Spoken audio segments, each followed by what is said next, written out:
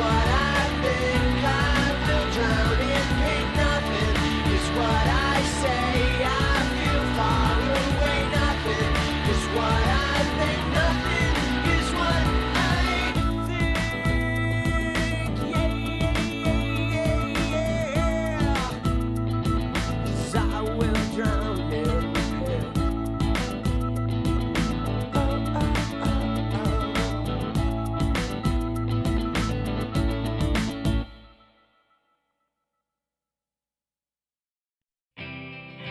Do you need anything like I need you?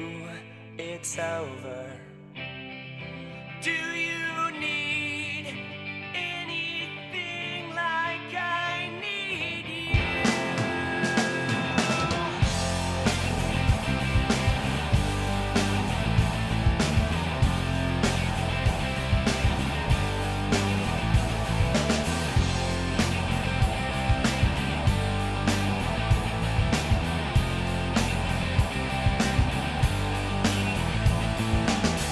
I've got no place to be alone, my friend. He cut his wrist instead.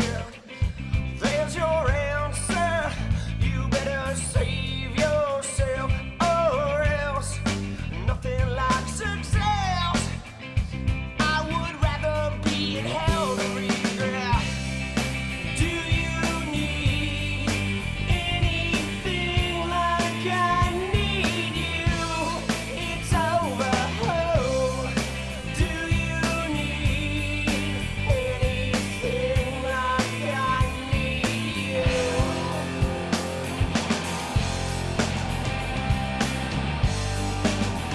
No, I do.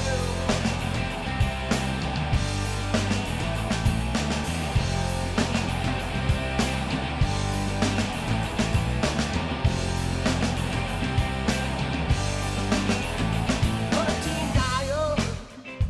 These are not my words. Tell me where are mine?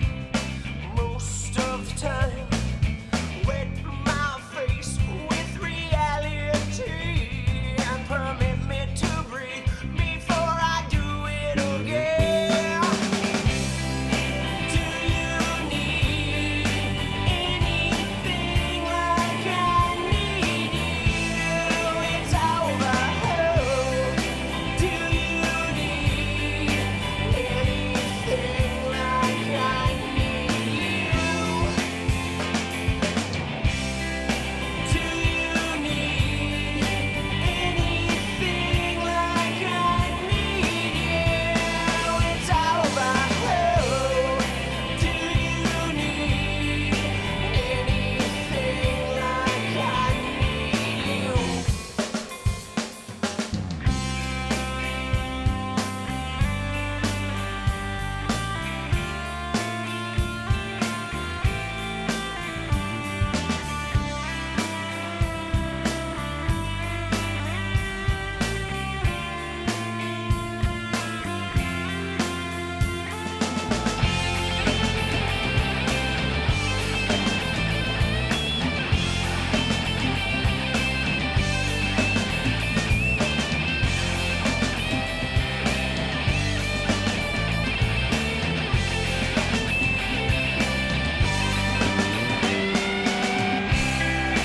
Do you need anything like I need you? It's over. Oh, do you need anything like I need you?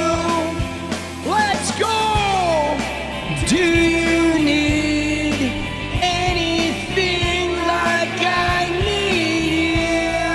It's over. Oh, do you need anything like I need you? Let's go, Sheila. Thank you.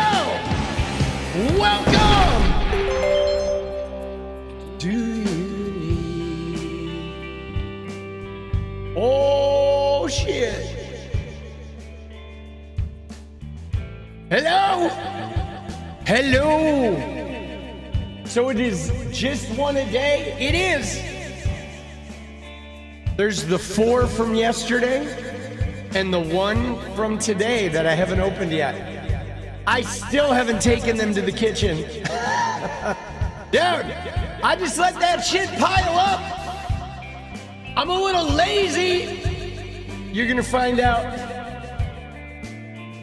Dude, how we doing? Oh, just one a day.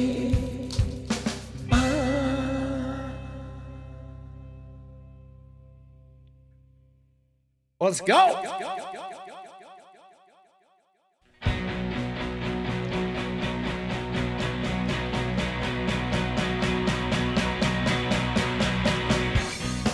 Can I make something good out of this? Can I pretend that something is missing? Oh, I can't remember the words. Will not be missed, 'cause you don't give a shit. Dude, let's go.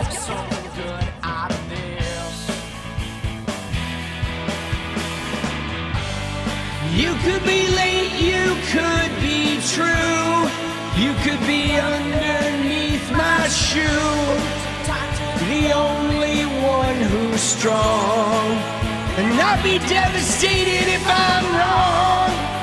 I am the one you love to hate, but you cannot devastate.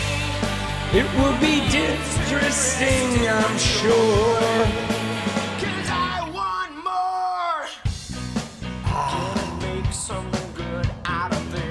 Let's go! Dude, fuck MAGA. Can I pretend that something is missing?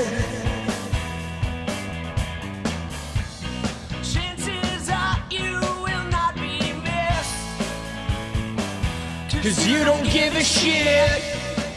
Can I make something good out of this? Let's go! You could be late, you could be true, you could be underneath my shoe. Sometimes you're the only one who's strong, not be devastated if I'm wrong. I am the one you love to hate, but you cannot devastate. It will be interesting, I'm sure. Let's go! Alright guys, get ready for an evening of politics.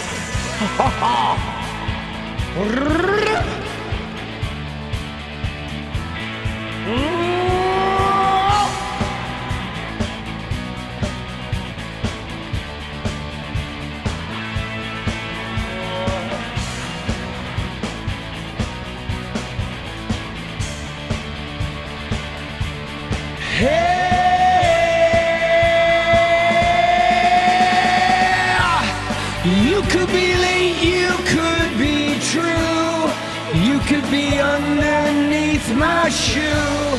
Sometimes you're the only one who's strong, and I'll be devastated if I'm wrong. I am the one you love to hate, but you cannot devastate. It will be interesting, I'm sure, but I want more. Dude, I want more, guys. I definitely want more than this Trump bullshit. Let's go. I want more from you, yeah, more.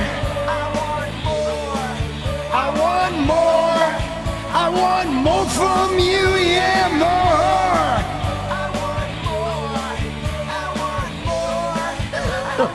More wood for the pine box. Let's go. I want more. All right.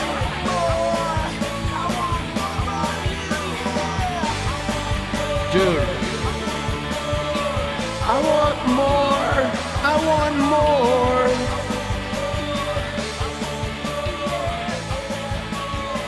Let's go, go, go, go, go, go. Dude, you know what's funny? Is like, dude, there are so many Republicans that are quitting, bro. And what's more, not to overuse the word, is, dude, there's so many Republicans that are fucking quitting, and like if these guys all quit in the middle of the term, right? Or if they quit during 2026, they're going to lose their House majority. I mean, they have a razor thin House majority at this moment. So a couple of people fucking bounce, and they're literally, Jeffries could end up the speaker during the election year because they can't appoint. They have to fill with special elections. So, bro, that is crazy that the Republicans could deliver a fucking Hakeem Jeffries speakership. Can you imagine? Oh, shit. Dude, that is crazy. That's fucking wild, bro. Dude, what a bullshit. Oh, yeah, dude. I mean, you know what motivated that 𝗙PUSA terrorist fucking tweet? Let me just show you. Let's start there. That'll be our good warm-up place to look at that tweet about 𝗙PUSA being a terrorist organization, right? And it's this one right here. Right here. University of Oklahoma. Dude, the fucking I can't believe they did this. Okay, but it was the university. We looked at it yesterday, right? This is, guys, let me just tell you. This is a very thin line, okay, that we are fucking crossing here, okay, because that girl, whatever, Fullnecky, that fucking idiot from Oklahoma who writes this essay. The essay is about gender roles, and she writes some fucking 5-page nonsense about the Bible that didn't answer the question, didn't use any citations. It was like the worst fucking essay. We read it yesterday. This thing was absolute dog shit. Well, that girl goes to 𝗙PUSA. 𝗙PUSA starts making this big national deal. And University of Oklahoma put the professor on administrative leave. What the fuck? Okay? And look at this statement here where it says, OU remains firmly committed to fairness, respect, and protecting every student's right to express sincerely held religious beliefs. So now they're turning this fucking terrible essay into like, oh, students have a right to express their religious beliefs. Like, what the fuck is this? This is fucking nonsense. Okay? This is nonsense, because what's going to happen now? Everywhere, people are just going to start talking about religion when they get in trouble or when they fuck up, and then they're going to be like, oh, you can't fucking blame me, right? Oh, I could just write my final exam, talk about God, and then you can't grade it poorly because I'm going to claim you stifled my religious liberty, my fucking deeply held religious beliefs. Dude, it's like abolish Christianity time. You know what I'm saying? We are approaching the abolish Christianity fucking moment, bro, where I've about had enough of this shit, where they are literally trying to break out their fucking bullshit religion and have this be something that they use to leverage shit. You know, dude, we're long past the time. I'm serious, man. It is like we're going to tax these fucking churches. We're going to tax I think every organization that uses religion taxed. No more religious 501c3s. Fuck that shit. right? If you're using religion, you're paying fucking taxes, bro. Dude, this is horseshit. Bro. Dude. Yeah, no, dude, she was an idiot. So they placed the graduate, I guess the professor was a graduate student instructor. They placed the graduate student instructor on administrative leave. Okay? That's, somebody had asked about that yesterday. And it was a graduate student instructor. But they placed the trans woman on administrative leave for grading that paper and saying, hey, you didn't do the fucking assignment right. Dude, isn't that crazy? And yes, religious freedom only for Christians, right? Absolutely. Nobody else gets religious freedom according to them. Dude, this is gnarly. When I read this, I was like, bro, there's no fucking way. There's no fucking way. And as you might imagine, okay, as you might imagine, right? Dude, look at this, right? It says, this person said, suggesting that trans people are demonic is not a well-reasoned argument, will get you put on administrative leave at the University of Oklahoma. I mean, that's literally like the paper, the essay was about gender norms and how people's perception of gender norms can color their experience. And the person wrote trans people are demonic. And the professor, the graduate instructor said, you know, I mean, that's not really a reasonable argument. And you didn't support any of your shit with citations. This whole thing is just a flimsy declaration of your personal feelings based on your religion. And frankly, some of this is offensive. And the professor, right? The graduate instructor was put on administrative leave. As you might imagine, look at this. Dude, they're just getting lambasted here. They are. Dude, they are getting fucking lambasted and getting ratioed like bigly too, as they deserve to, right? You know what I mean? And they're fucking, it's, dude, University of Oklahoma. I mean, we know Oklahoma is shit, okay? We know Oklahoma is shit, right? We do. I mean, they're the bottom of the education barrel, dude. They're at the absolute bottom, right? They are. But TPUSA, okay, this is fucking, is getting gnarly, right? Because TPUSA were the people that were fucking, right?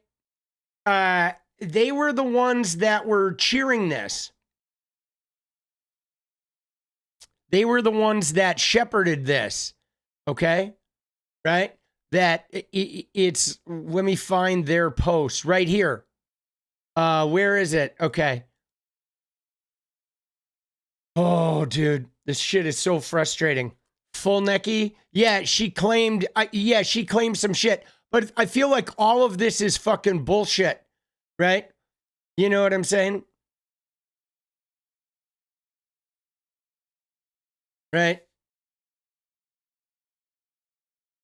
Dude, and again though, they're trying to fucking crank this shit out, right?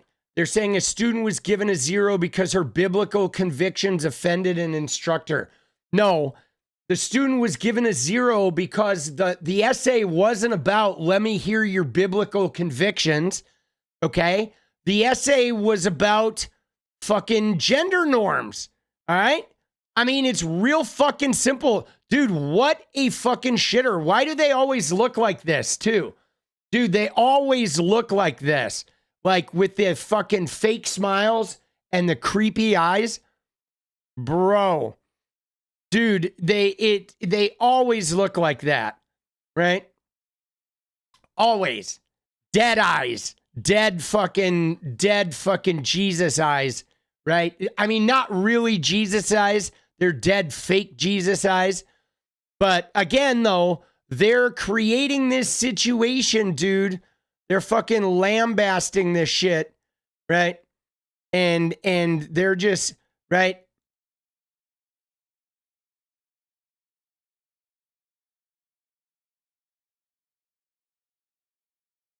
Dude, this is bullshit. The professor gave a very reasoned fucking the professor gave a very reasoned explanation of why the paper got a 0, right? You know what I'm saying? You know what I mean? And fucking this is a problem though. I mean, I know they're doing this on purpose. This is all a part of their grand scheme. Okay, you know who's been doing this is Trump's fucking DOJ person. This fucking clown, Hairline Dylan is what I call her. Harmeet Dylan. Okay, this woman right here, who's fucking whatever. She's now a assistant attorney general, right?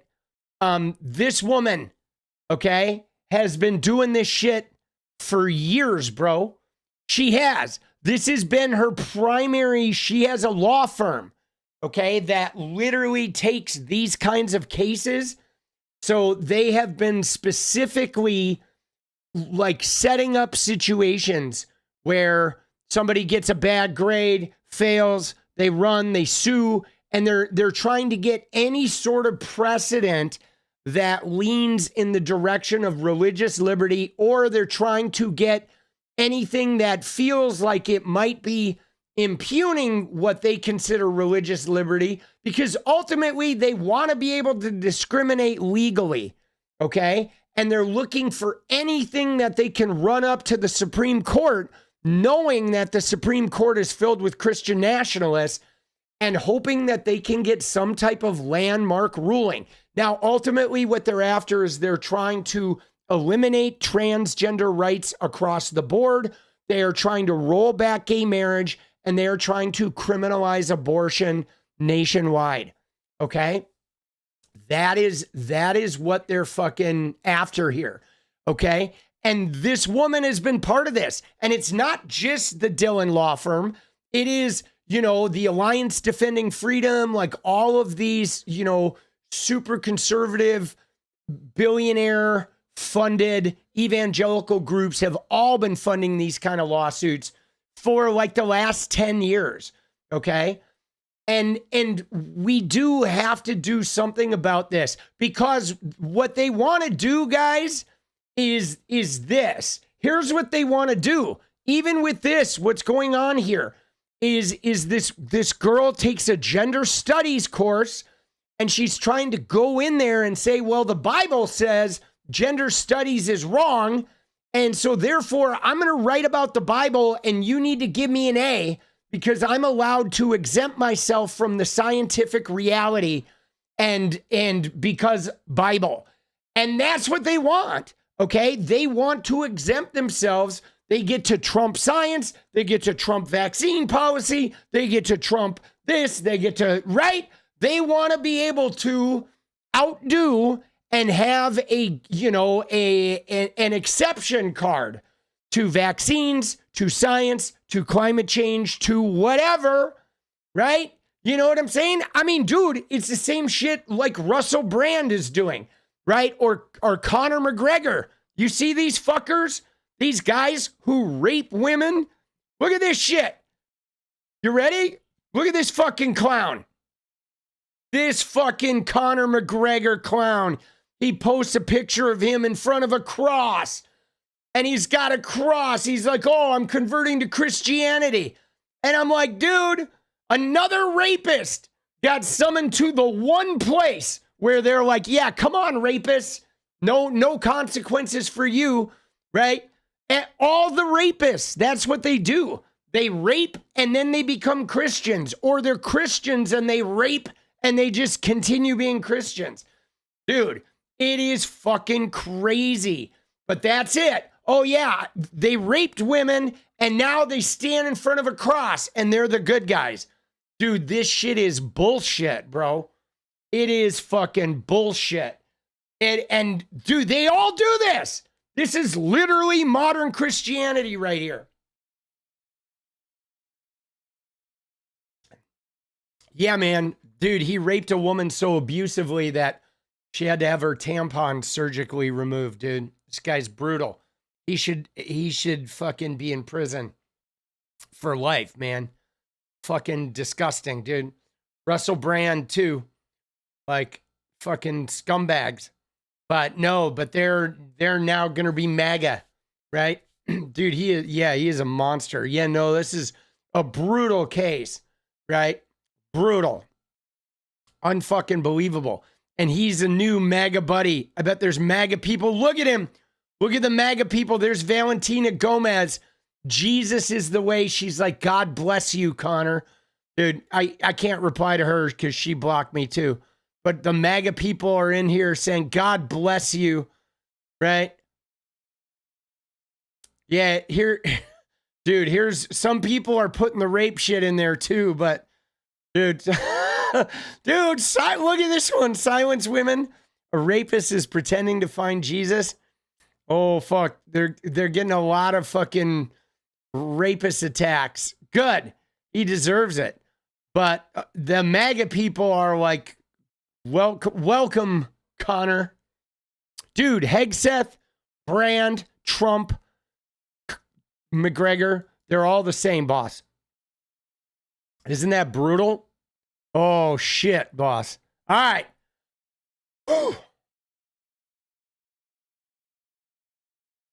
Shit is brutal, dude. Yeah, dude. McRapey. Man, dude, that stuff just, it fucking bothers me, boss. I'm not gonna lie. All right. The rape culture shit, it fucking bothers me. That shit grates on me, boss. It really does. All men should call them out. I mean, yeah, they don't though. Like, I mean, you know, we should fucking hold them responsible. Dude, I'll be honest, guys. I don't know how those guys do it.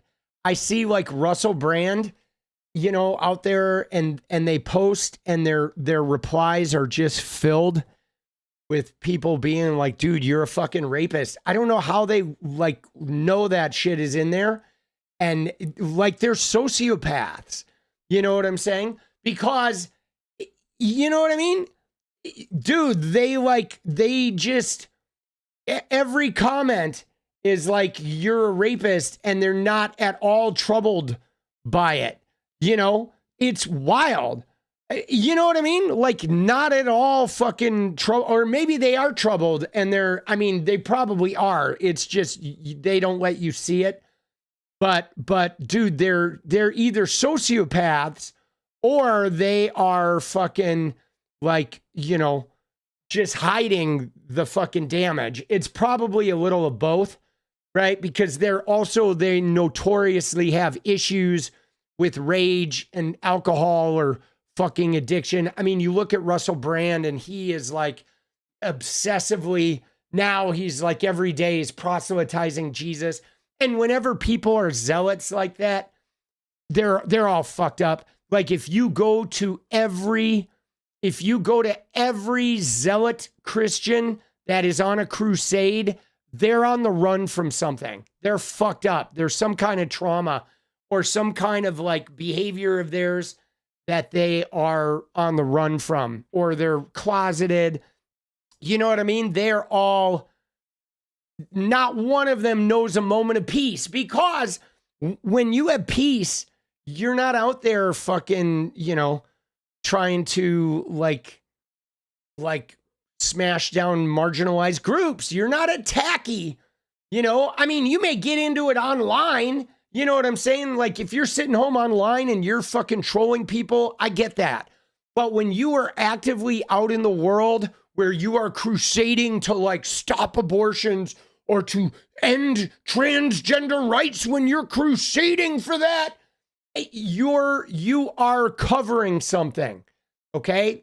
There is, with all the negative energy and the harm and the fucking chaos that you dredge up that then becomes a part of your daily existence, and the more chaos you encounter, the more fervently you go fucking attacking this group or that group or these laws or those laws, where literally, you know, because when you look at that shit, it's like, dude, it's like abortion. 70% of people want abortion, but these abortion activists don't care.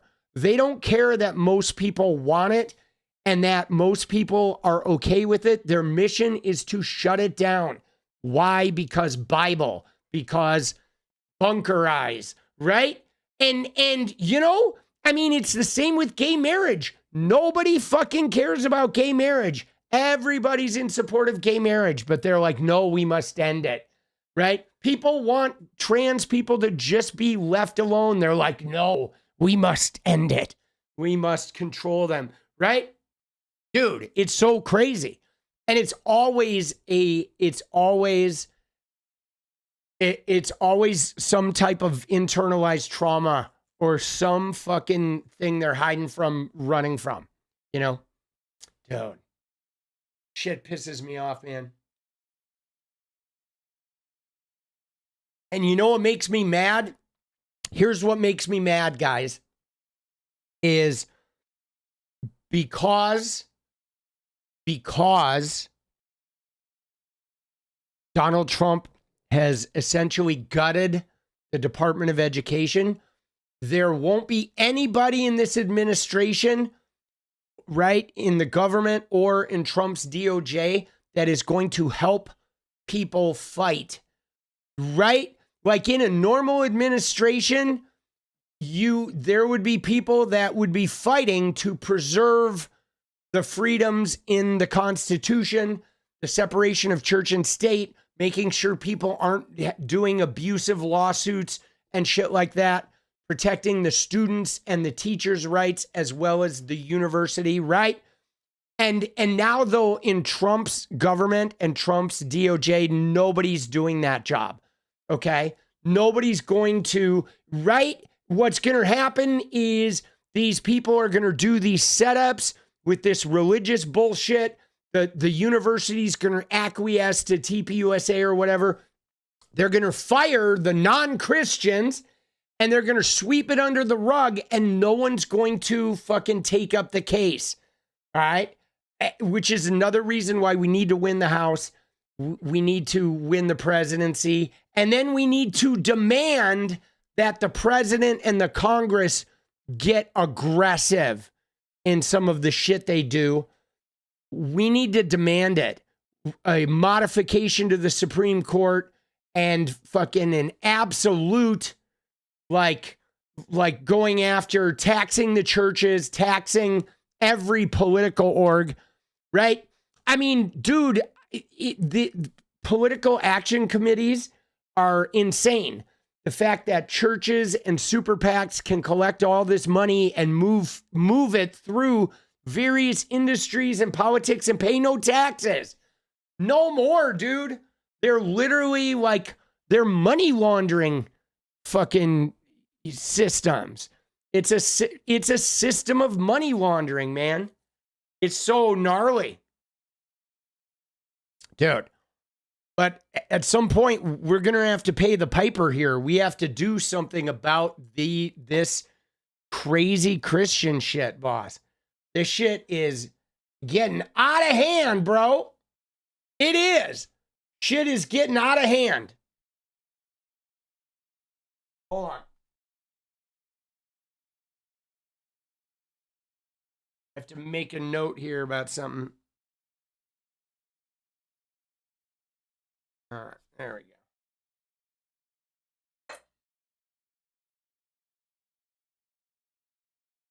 Ah. Churches, dude, crazy.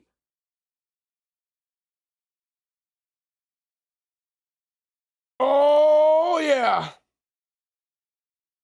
They'll teach getting a 1,500% discount. Dude, Yeah. Oh, Lord. All right.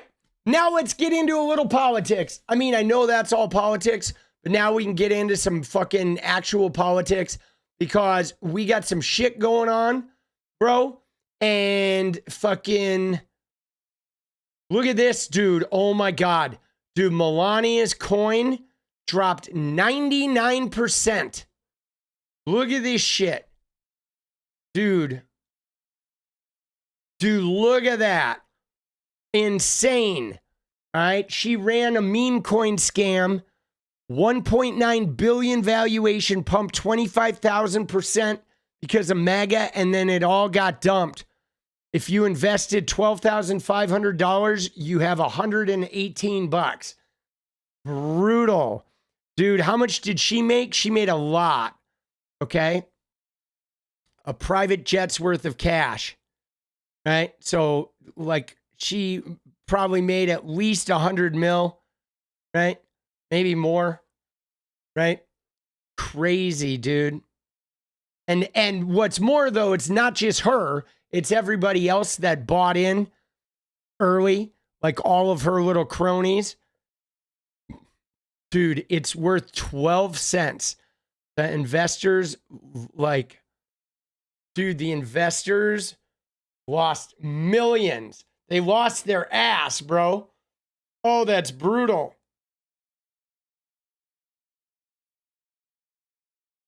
Brutal.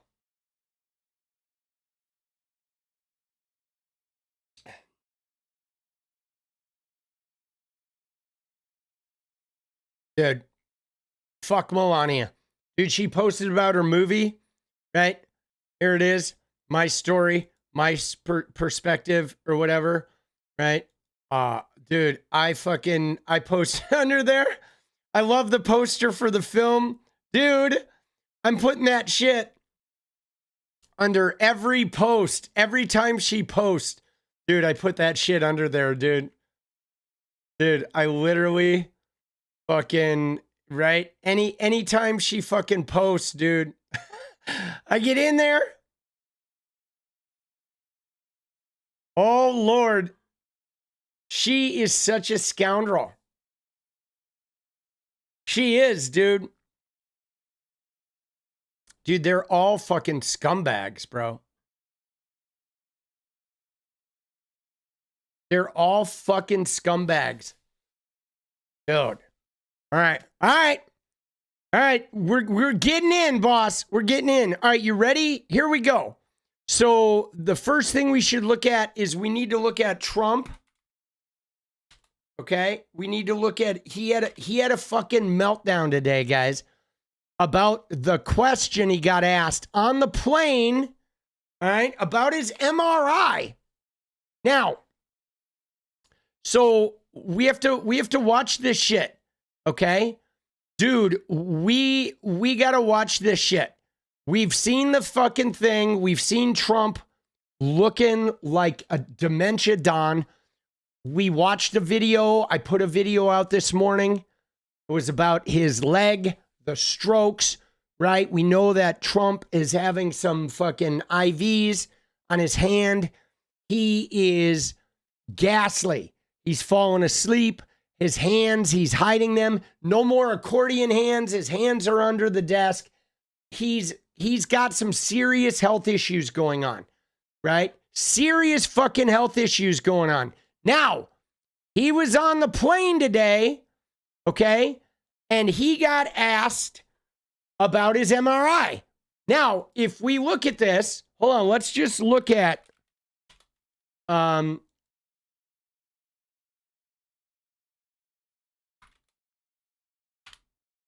dude, when did he got the MRI? On October 10th. Okay? So, right? So he got an MRI at Walter Reed like a month and a half ago. And then it was the end of October, right before Halloween, when he came forward and said that he got an MRI. Now, nobody knows what part, like, did he get an MRI of his head? Did he, right? Like, what part was getting an MRI? All right. And of course, there's zero transparency with these guys. Okay, zero. Now, this got inflamed the other day because of Tim Walz. Okay, Tim Walz exacerbated this situation because we've all been wondering about Trump's MRI, and we've all been trying to figure out, like, what's going on with him, because it's pretty obvious that he sounds different, he looks different, his color is off, his hands and ankles are swollen, he's getting IVs, he's having some serious medical issues, his brain is fucking mush, okay? I mean, just like absolute can't focus, can't even answer a simple question, okay? Like brain is just gone. And we've been noticing the brain going for some time. Now, aside from all that, what happened the other day was on Thanksgiving, Trump had that giant ramble, and then he went after Tim Walz. And he called Tim Walz the R slur. And, you know, it was his big Thanksgiving post. Good job, President. The President of the United States using disabled slurs on Thanksgiving is about letting you know where MAGA is at. Okay, that, my God, they're just the very bottom of the fucking barrel. But anyway, so Tim Walz broke the man. All right, Donald Trump made that comment about Tim and the R slur, and then Tim Walz simply replied right here. He fucking said, release the MRI results. Right? That's all he said. Okay? No pushback, just real simple, like, okay, let's get a look at that MRI. Because obviously we know that this guy is fucking on the way down. Okay, so this was the big trigger moment. Okay, this was the thing that sent Trump off. And Trump has not been able to, like, get a grasp on reality since. How many likes? 110,000. Right? I mean, this one got some fucking play. All right, for sure. Okay? So, yeah, dude, it was a big one. Release the MRI results. There it is. All right, so now Trump got asked about this today, and he has a fucking meltdown again, which of course is him attacking the female journalists. Okay, he does. He hides everything. He doesn't just try to hide everything. This motherfucker does hide everything. Okay? And here he goes when he gets asked about the MRI. He goes off on these journalists. When they asked about my MRI, MRIs are very... Governor Walz asked you to release the MRI. Can you tell us what it was Governor for? Walz, you mean the incompetent governor. So if they want to release it, it's okay with me to release it. It's perfect. What was the number they were It's like my phone call where I got impeached. It's absolutely perfect. So if you want to hear about it, or if you want to release it, you want to have it released. News Nation, failing News Nation. News Nation is doing lousy, by the way. But if you want to have it released, I'll release it. Tell us what they were looking at. For what, releasing? No. What part of your body was the MRI looking I at? have no idea. It was just an MRI. What part of the body? It wasn't the brain because I took a cognitive test and I aced it. I got a perfect mark, which you would be incapable of doing. Goodbye, everybody. You too. Dude, what a fucking prick, bro. You see that shit? So the first thing, he slams Tim Walz. When the mention of Tim Walz just set him off. So he's got to slam Tim Walz.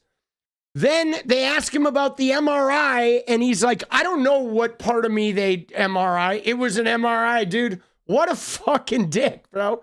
Right? I don't know what part they MRI'd. It was a perfect MRI. Then, right, he's back to his verbally abusive shit. Okay? Oh, I don't care if they release it. Sure you don't, Trumpy. And then he's like, it wasn't my head, right? I passed a cognitive test. You couldn't. He gets in with the finger pointing and the trashing on women. Prior to that, he was attacking the woman from News Nation, right? But he's just an abusive, fucking degenerate, weak guy. You know what I'm saying? He is a weak man. I've never seen a dude weaker than this guy. Like, and his constant berating of women, attacking of women. And, you know, it's a standard playbook. The minute you've gotten to him, he starts talking about you having low ratings. You're not doing good. Nobody's watching your program. As soon as he goes on the ratings rant, you know you got him. You know you fucked him up. And then, yeah, he runs away. Goodbye. I'm going to run back in my fucking presidential plane. I'm going to go jerk it to, you know, to Fox News. Dude, like, what a fucking scoundrel. Here it is. Want to release it? You want to have it released? News Nation, failing News Nation. News Nation is doing lousy, by the way. But if you want to have it released, I'll release it. Tell us what they were looking at. Oh, what, release it? No. What part of your body was the MRI looking I at? have no idea. It was just an MRI. What part of the body? It wasn't the brain because I took a cognitive test and I aced it. I got a perfect mark, which you would be incapable of doing. Goodbye, everybody. You too. Thank you, Mr. President. Dude, why do they say thank you, Mr. President, after that? Dude, she said thank you, Mr. President. Why are they thanking him? Like, what is up with our press corps? Don't thank this miserable bitch, right? He is such a degenerate. Dude, so how do you not know? He knows what they MRI'd. But dude, I'm telling you right now, I would pay $20,000 for him to take a cognitive test right now, a public one. Like, sit at a little desk in front of us, and then he's going to complete the cognitive test, and then we're going to grade it. Okay? We're going to have AOC and Jasmine Crockett and Tim Walz are all going to take this same test. And if they do better than him, you fucking resign there. All right, sludgy? Dude, he can sit at his little desk. Dude, I aced a cognitive test. There's no fucking way, bro. Dude, there is no way. You want to see him do a 6th grade math and science test? Dude, I want to see him do a simple algebra problem, right? Like 4 times, x minus 7 equals y, right? Right? I want him to solve for x. Just one fucking algebraic problem. Dude, one of them, bro. Dude, he lost again. So Tennessee, the Tennessee is not lost yet. Okay, the fucking election is tomorrow. But I thought something significant happened today, guys, that the Tennessee Holler did post about was this picture right here. Okay, this is Allie Phillips, okay, from Tennessee. And she said originally Van Epps was having a public event at Puckett's in Franklin, inviting the public to join him and all the GOP elected officials in Tennessee. Now he switched the location to some super wealthy person's house, and you had to register to get in. This doesn't scream for the people. So this is the eve of the election. The election is on Tuesday. This is Matt Van Epps. Okay, he was supposed to have a public event where people could show up and they could talk to him and the GOP officials, this last minute rally.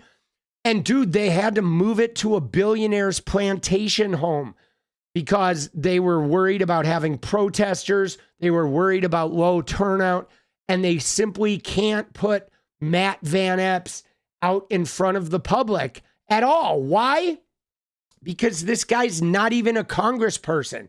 He is literally a Trump sniff, okay? He is going to polish Trump's knob.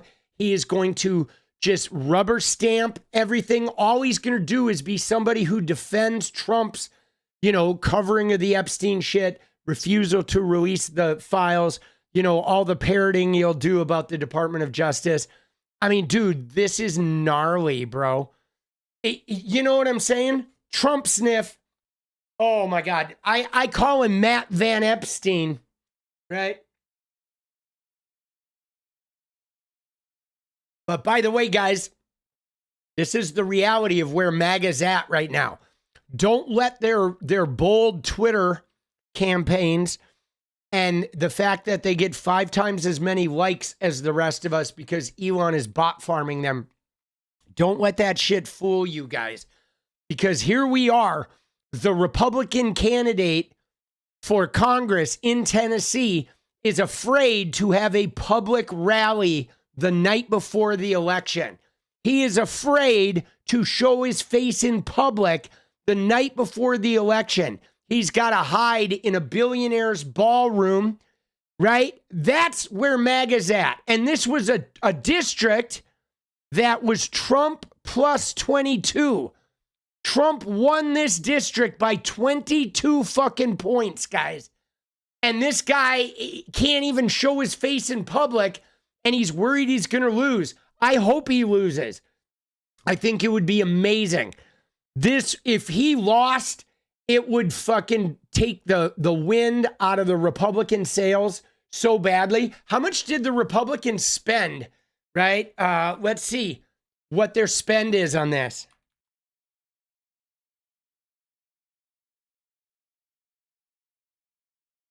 Tennessee 7. Let's see. Over 5 million, bro.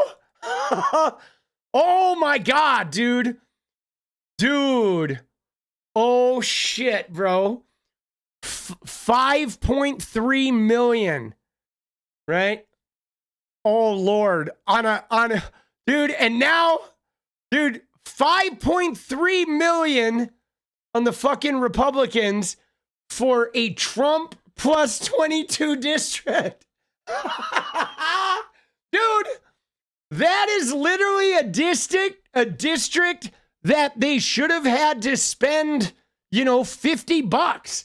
You know what I'm saying? It's Trump plus 22. They should have spent like $10,000 to win that district. And they have spent 5.3 million, bro. Oh, Lord have mercy. Lord have mercy. Right? Isn't that crazy? Dude, that is nuts. That's insane. And just so you know, though, guys, here's the significance of this. Is even if Van Epps wins this, right? Hear me out on this. This, a Trump plus 22. Now, in Texas, in Florida, in Missouri, they're redistricting. They're breaking apart the blue districts, spreading those voters around into other districts to absorb them, to add seats. What that's going to do is that's going to take every red district in those states. It's going to weaken them a little bit. Okay? Now, we're about to have a fucking midterm with very energized blue voters, very energized independents. Trump's fucking approval rating is in the tank. They spent $5 million defending a plus 22 Trump district. They're not going to have enough money in the world to spend like that on every district in America. They don't. They do not have those kinds of funds to spend on every fucking house race out there. And their little gerrymandering shit is going to put many, many extra seats vulnerable. Many. I mean, this could be a blowout of just epic, like tsunami-like proportions. They're fucking around, and they're just not smart. Okay, the Republicans politically, they've been great at obstructing, and they're great at just lying through their fucking teeth. But they are not smart. They are not good politically. They only win through like misinformation campaigns, and only really when there's some type of big, like there's usually has to be some type of big catastrophe that hits the Democrats. In 2016, it was the warring between the Bernie camp and the traditional Dems, and they were able to capitalize. In 2024, the Dems were fighting over Gaza, and Joe Biden didn't step down, and they were able to capitalize. But mostly when it's a straight political race, right? And there's not some Achilles heel that they get to exploit. They're not good politically. They make bad decisions. They get way too, you know what I mean? I mean, dude, they think about doing shit that nobody wants, and they do it anyway, figuring, oh, we'll figure out a way to win later. Dude, they're so bad. But man, dude, they could get walloped. Dude, that is insane that they spent over $5 million to defend a Trump 22. And let's see what the let's see what the polls look like right now. I still think he's probably going to win. I think Van Epps, in all fucking likelihood, Van Epps is still going to win. Okay. But they have him, he was +8 a month ago. Right now he's at +2. So it is within the margin of error. But right, I still think he's probably going to win, simply because the sheer number of voters in that district, like the Republicans have a lot more voters to try to get mobilized.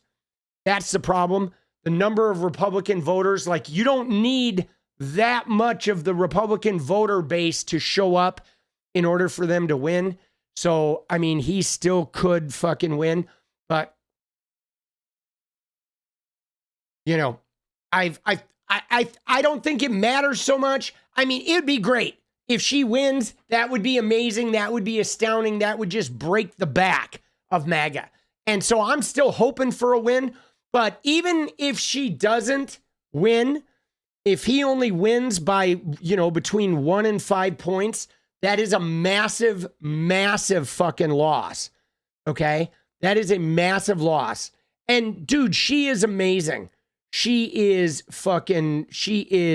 like outspoken, aggressive, resilient, fucking ballsy, like, ferocious. I really, really like her. I mean, they've been comparing her a lot to AOC, and she absolutely reminds me of some, of AOC in a lot of ways, in the fact that she's just fierce and unrelenting, and she will not be backed off by the Republican old guard, right? Right? Van Epps is 87%. Yeah, I don't really look at that poly market shit, right? Yeah, I mean, Tennessee 7. If you look at the map of Tennessee 7, I mean, look at what it is, dude. All right.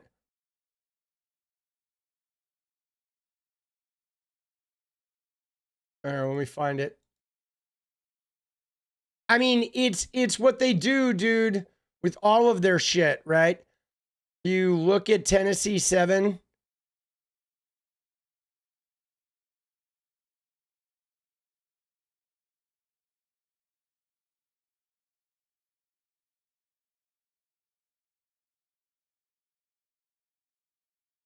There. I want to find one that shows I guess we'll just go to the images. All right. So if you look at Tennessee 7, right? I want one that has the fucking cities. There we go. I think this will do it. Okay.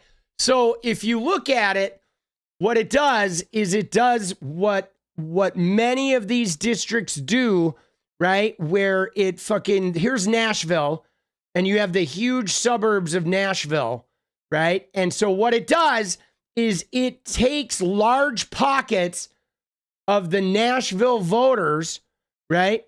You know what I'm saying?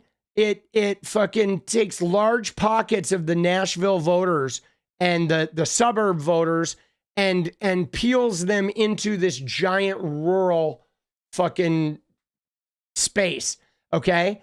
And I mean, if we look at Tennessee's congressional districts, that's pretty much what they do with all of them. All right.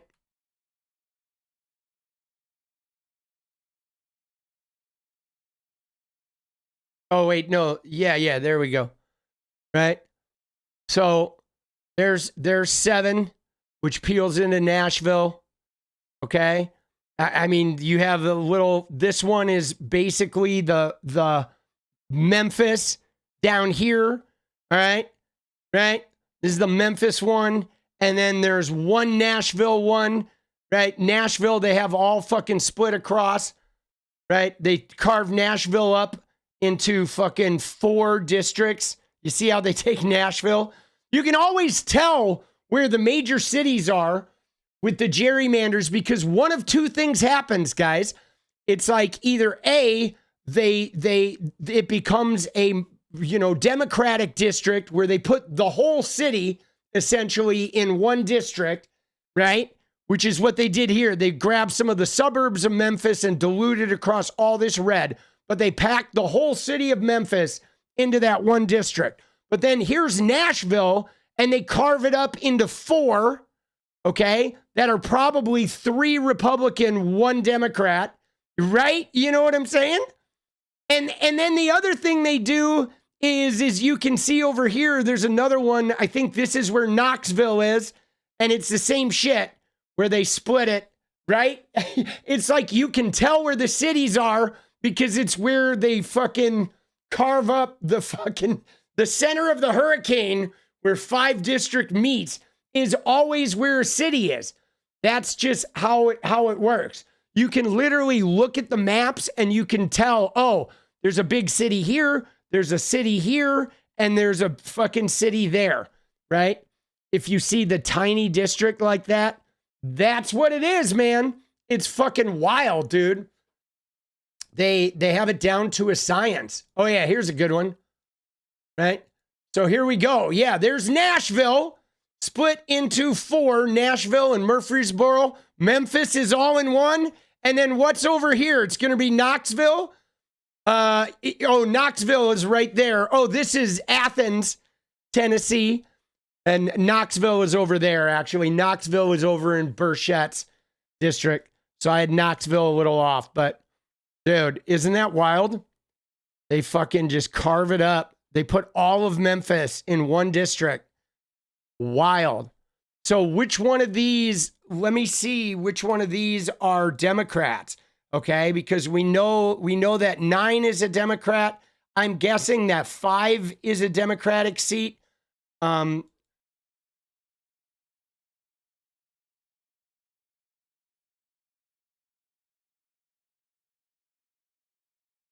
So we got 9. Oh, dude, they're all Republicans, right? They're all Republicans except 9. So every single one of these guys, oh shit, isn't that crazy? Every single one of these is Republican, and Memphis is the only Democrat. So isn't that nuts? They took the entire city of Nashville, which is blue, and they literally split it into 4 Republican seats and not even 1 Democratic seat. I thought 5 would be a Democratic seat. They literally took the entire city of Nashville and carved that shit out, right? So all of those districts, look at them, plus 29, plus 17, plus 18, plus 21, plus 8, plus 17, plus 10, plus 21, and the 1 Democratic district is the one down in Memphis. Man, that's crazy. Fucking unbelievable. And so these districts are totally like, there's no way they could be won by a Democrat. It's not possible. They've diluted the votes. Wild, huh? Dude, isn't that crazy? That's fucking some bullshit, bro. So, dude, Burchett is disturbing. Now, they can win, like they can win now they could win ostensibly now because They could win on an off year if Republicans don't show up. But during a regular election where everyone's going to the polls, there's no fucking way you're going to beat a Republican plus 25 district, right? You might win it now, right? You know, financial unrest, and it's the off year, it's a special election, and nobody is, right? Nobody's really voting because there's not a big name on the ticket. So now is their chance. But I would imagine this is going to be a little bit like Florida, like those special elections where, you know, the good news is, though, is they're spending a lot of resources. Okay, $5 million. That's about, right? $5.3 million. That's about $5.2 million more than they wanted to spend, right? You know, they should have spent like $50,000 for this district. But now that's $5.3 million that's not going to competitive districts. So that's a big win. Oh, they're so worried. Dude, they are fucking shitting bricks, boss. They are shitting fucking bricks. They are absolutely just devastated. They are. I mean, this is why they're flailing so hard. You know? All right. Dude, Bongino. Dude, we gotta talk to Bongino. Dude, I want Trump's MRI, boss. Right? We need to see the Trump MRI, baby.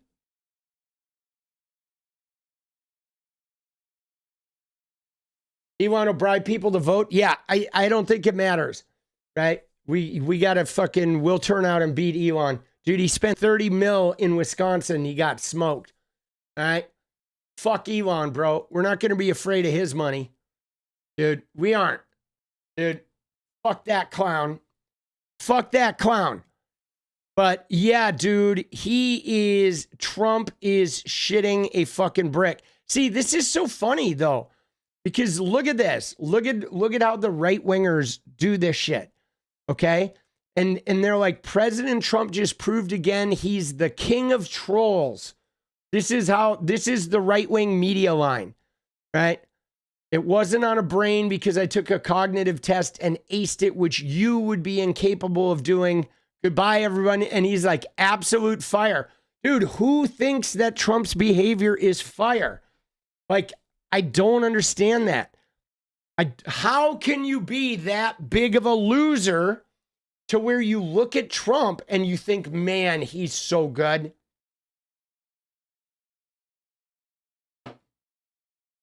Dude, it's like, you know, MRI. So MRIs, guys, they are brain scans, but they also will do MRIs on your knees, right? Right? MRIs, okay? They're fucking, they do them on your head, but they do them on your knees, right? Or your hips, you know what I'm saying? Right? They do brain ones, but they look at fucking, right? I mean, degenerative disc disease. I mean, he could be having some fucking degenerative shit, right? Obviously, we think this is the main thing right here. You know what I'm saying? Is probably the stroke, right? But you know what I mean? Like, the stroke is the most likely thing for fucking Trump's fucking, you know. But what do you get it for? Right? Monitoring, assessing injuries, right? Because don't they get them? They get them on, like, people get MRIs when they have like knee injuries and shit. You know what I'm saying? If you have an athlete blows out a knee, they're going to do an MRI. Okay? They're going to like, right, assess the damage, the cartilage, the fucking, you know, if you tear an ACL or whatever, they're going to go in there and they're going to look at that shit, you know? But there's that, I guess, back injuries and discs like that, or herniated discs. It looks like they also do it to assess diseases, you know, soft tissue diseases and shit. And it looks like they look, you know, spinal abscesses and kind of whatever, various tumors. But I mean, let's be honest, dude. Everyone on the planet is thinking about this one right here. Okay? Right? Everyone here is thinking about this one, guys. Right? The stroke. You know what I'm saying? You know, that they're looking at his nervous system.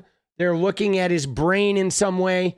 If he had a stroke or if he's had hemorrhaging or what have you. You know what I'm saying? Right? So, you know, and CAT scans and MRIs are different, right? Right?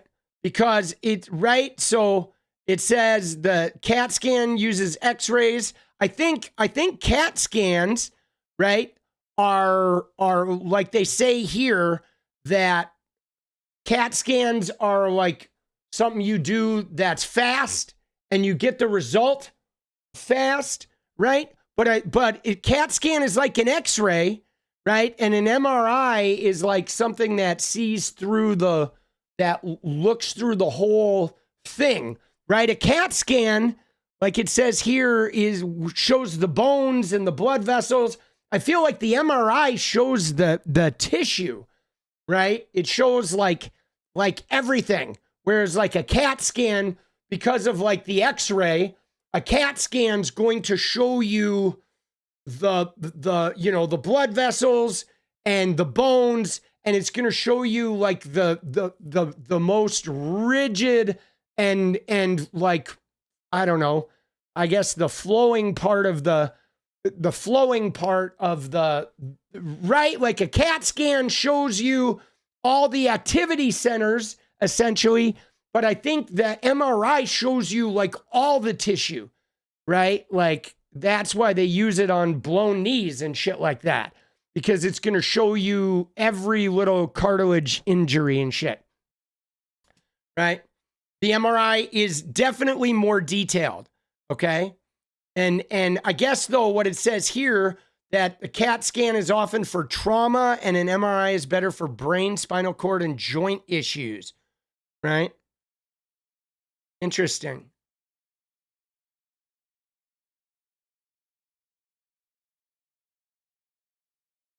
But I've not known, right? I haven't known anyone who had an MRI. There was a while back, guys, where I'm going to tell you a little story about a CAT scan that was fucking... All right, so when I first got sober and when I first went to AA, I was dating a woman who also got sober. And as you might guess, we got a little wacky when we fucking were trying to get sober. And she, in particular, flipped out a little bit. I mean, we both flipped out a little bit, but her flip out was very specific, where she started having headaches and she became convinced that maybe she had a fucking brain tumor or something. And she went to the doctor and she wanted me to go to the doctor with her. And I knew she did not have a brain tumor, okay? I knew that this was like a sobriety acting out thing.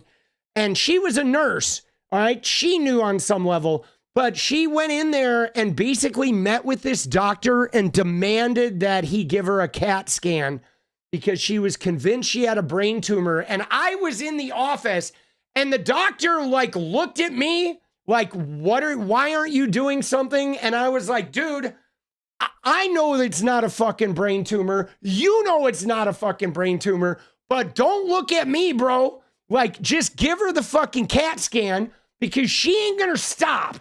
You know what I'm saying? She is not gonna relent until you give her the fucking test. And they gave her the CAT scan and she didn't have a brain tumor.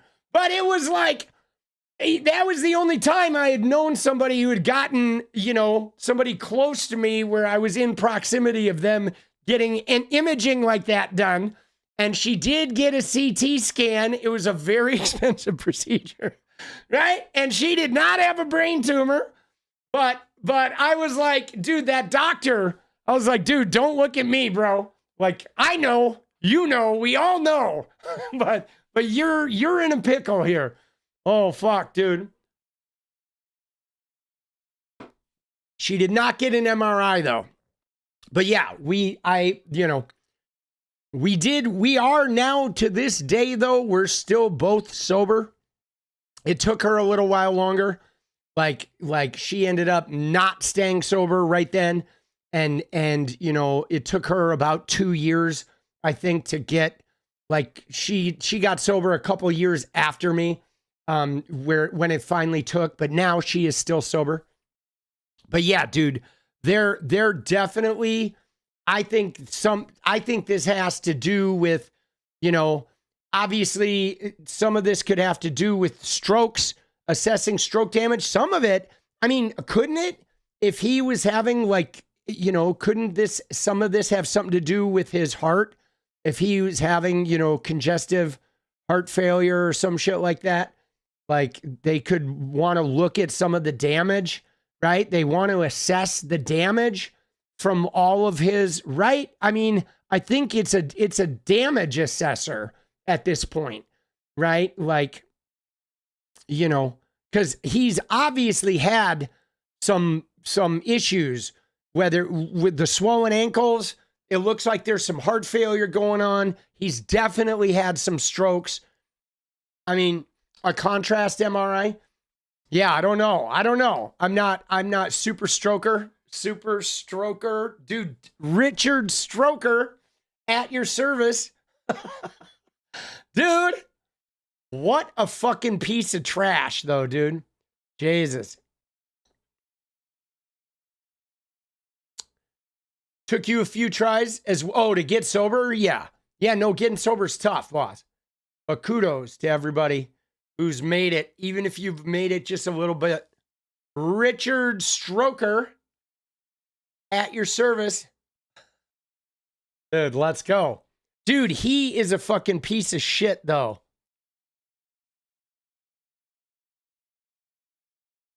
But he refused to answer that question, right?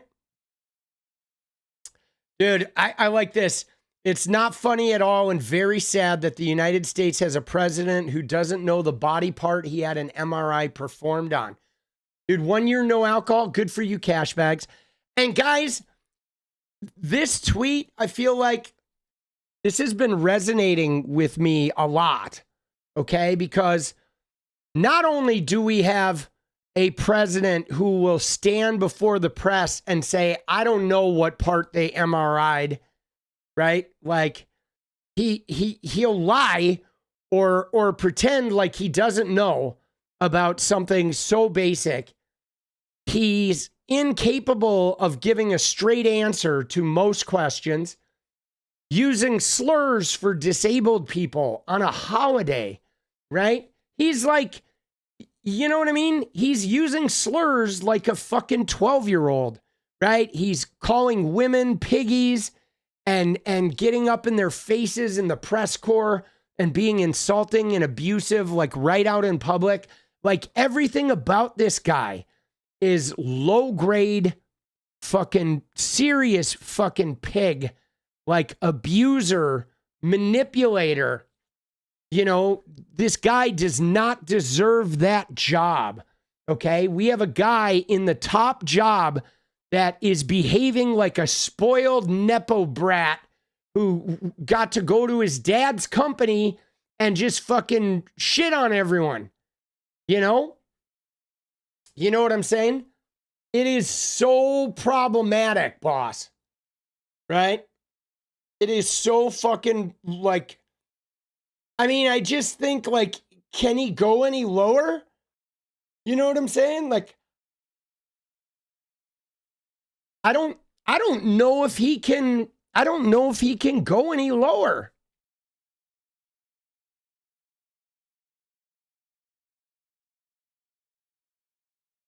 You know?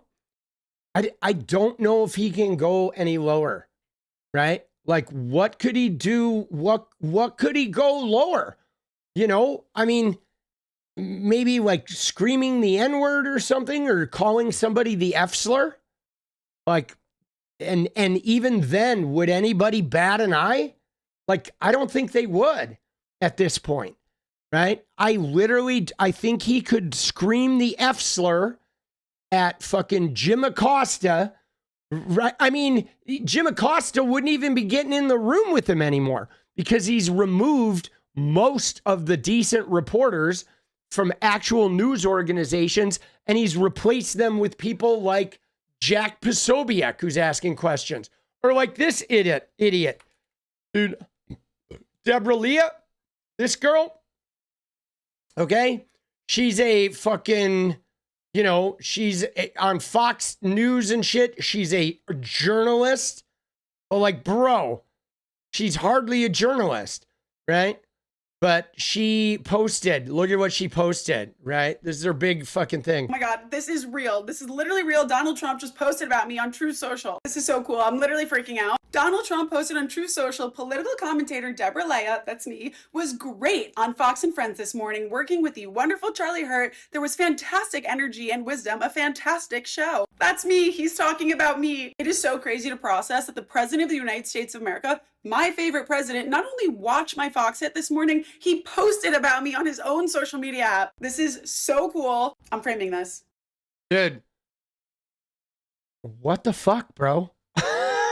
Dude, I know she's speed talking like a fucking teenage girl because this 80-year-old rapist mentioned her on Fox, said, oh, she was like, oh, great. She was great, which means all it means is she polished the knob, right? That's all it means, right? You know what I'm saying? She's like, oh my God, he posted about me, right? And I mean, dude, I'm like, dude, I got in there. I don't know if you'll see my response. It's buried in there. But I was like, all that means is that you polished the fucking knob, bro.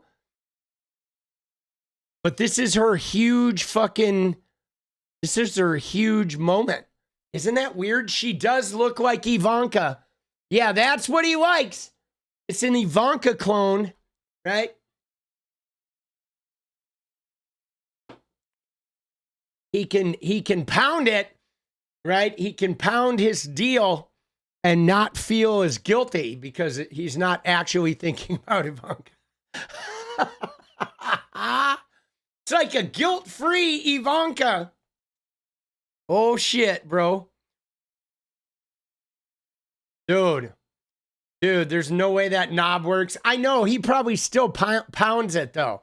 It doesn't work, but he's still like, oh, I'm going to get it this time.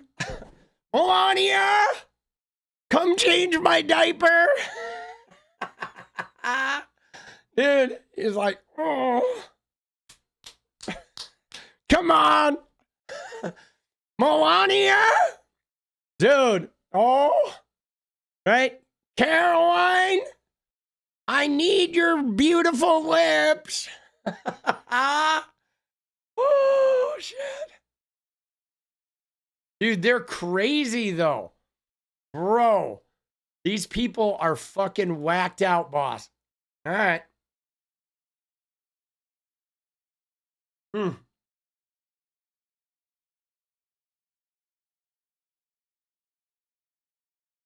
Why is Nick Fuentes trending?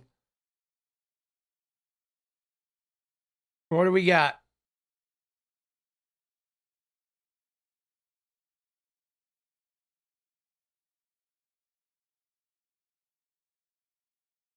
Oh, shit. Oh, my God, dude. What is this? So, they're anti-Semites of the year. Dude, stop anti-Semitism. Oh my God, dude, look at this shit. Bro, they have their anti-Semites of the year awards or whatever. Dude, why did they put Miss Rachel on there? All she's done is talked about, right? All she's really done is talked about, like, not murdering Palestinian children. Like, that seems fucking way out of whack. Dude, you notice Anna Kasparian made it because of her Happy Merchant impression. Dude, Cenk Uygur made it. Oh shit, dude. Cenk and Anna, they got the whole fucking TYT. Yeah, there's no Hassan. I mean, there shouldn't be a Hassan. I don't think Hassan is anti-Semitic. You know what I'm saying? I really don't. I honestly don't think Hassan is anti-Semitic. And I mean, you will find many Jews who are very much in Hassan's corner. You know what I'm saying? But, you know what I mean? But you're right. They could put him on there regardless. But I mean, some of these are accurate, right? Like Tucker Carlson, accurate. Dude, Anna and Cenk, I hate to say it, but Anna and Cenk are like, they've been behaving anti-Semitically over the last 6 months, and it's gotten real bad to the point of where I can't even watch them anymore. You know what I'm saying? I can't even watch them because I can't tell, right? Like normally. So the way I look at this is here's the way I look at it, guys, is it's hard to judge, okay? Because, you know, I saw somebody say there is a difference between Jewish and Zionist, but the problem is anti-Semitic people now use their shit and they just use the term Zionist to make it seem like they're not being anti-Semitic and to try and run cover, okay? Zionism has become a new dog whistle for the actual anti-Semitic people. Now, trying to unravel who is actually being anti-Semitic and who is not has gotten a little bit difficult because I've noticed a lot of the anti-Semitic people have seen that Zionism and talking about Zionism is allowed, and so they're now using Zionism too, right? People like Jake Shields and shit are fucking using Zionism. People like Tucker Carlson, who we know is not just anti-Zionist, but is actually very anti-Semitic. They're grabbing on to that anti-Zionist movement, and they're hiding under that umbrella. Okay, so it's getting hard to tell who's really against the Zionists and who is really using the Zionist label for their fucking bullshit. Okay, so what's crazy is the way I normally judge that, guys, is I just see instinctually that vibe that I get, okay? Because there is a venom that comes with racism or anti-Semitic behavior or misogyny. There's like a venom that exists underneath the argument, okay? And it's different from the passion, right? Like you can have somebody who's like vehemently like seeking to protect males from, you know, abusive women, and that's not automatically a misogynist, right? The misogynist person will have that venom that you can just feel it. You can feel it, right? You can have a misogynist person who says they love women, but there will be a venom in there with the way that they deal with women, right? Yeah, it's a vitriol is a great word for it. And so this is what's so crazy about this year and the last 6 months is I've noticed that venom in Cenk Uygur and in Anna Kasparian, where I know that they're saying it's about Zionism and they're saying they're not anti-Semitic, but I have noticed, right? I have noticed the venom in those two where I can't even sometimes like participate in watching them because it's like, wow, I don't know. Do they realize what's going on with them? And for me, with Anna, it really came to a head after the Jillian Michaels thing. Remember when Jillian Michaels and Anna had that thing about Netanyahu and the conspiracy theories about Charlie Kirk, and Jillian Michaels had a meltdown and she was like, fuck this. And she walked off and she quit the show, right? And it was this whole big thing, quit the show, whatever. I mean, not surprising because she is super Zionist lover and Anna is super like anti. But it was the next show, guys. I decided to tune into the next episode of Her Take because I wanted to see what's this show going to be like without Jillian. And they had Lindy Lee leading the show. And guys, there was a 20-minute section about George Soros and Democrats. And Anna Kasparian was participating in the George Soros troping of the Democratic Party and the protests and the ICE protests. And she was actively fucking participating in this George Soros thing, which is like, you know, paid by Soros, them controlling the Democratic messaging. You know what I mean? Like, dude, that shit was gnarly. And I had to turn it off. Like, it was unwatchable because it was literally, right? It was like literally watching, you know, it was literally watching a fucking, you know, it was literally watching it was like watching a far right thing. And now though, Ben, though, to answer your question though, it's not tricky though, because the thing is, Ben, is here. I want to illuminate you to something. Okay. Because Ben says, I want to use Ben as an example here, not a bad one, but Ben says there has to be a way to have the conversation where Israel isn't beyond reproach. But here's the thing, Ben, is I think you got to stop talking about Israel. Okay. Because like, for example, when we talk about our current government and the fascism, we talk about Trump. We talk about the Trump administration. We don't say America. We don't, right? We don't talk about America. We talk about Trump. But what happens is when people talk about Netanyahu, they talk about Israel. And that's the problem, is it has nothing to do with Israel. It has to do with the leader of Israel, Benjamin Netanyahu, and the IDF and the far-right government, okay? Israel is just a country filled with people that want fucking peace and want to like have lives and own homes and go on vacation and worship and love and do the same thing the rest of the world does. Okay. Right. It like this shit, but everybody just uses Israel. Right. And no, like Israel shouldn't be defined by the government. I don't consider America to be defined by Donald Trump. You know what I'm saying? But like a huge part of America are genocidal, racist, misogynist, degenerate fucking beasts that voted for a rapist, abuser, fascist. You know what I'm saying? A fucking war criminal leading America. And like, I wouldn't want people talking about America and lumping all of America into Trump's behavior. And I think we as a tendency, much the way like, you know, when a trans person commits a crime, people will talk about trans people.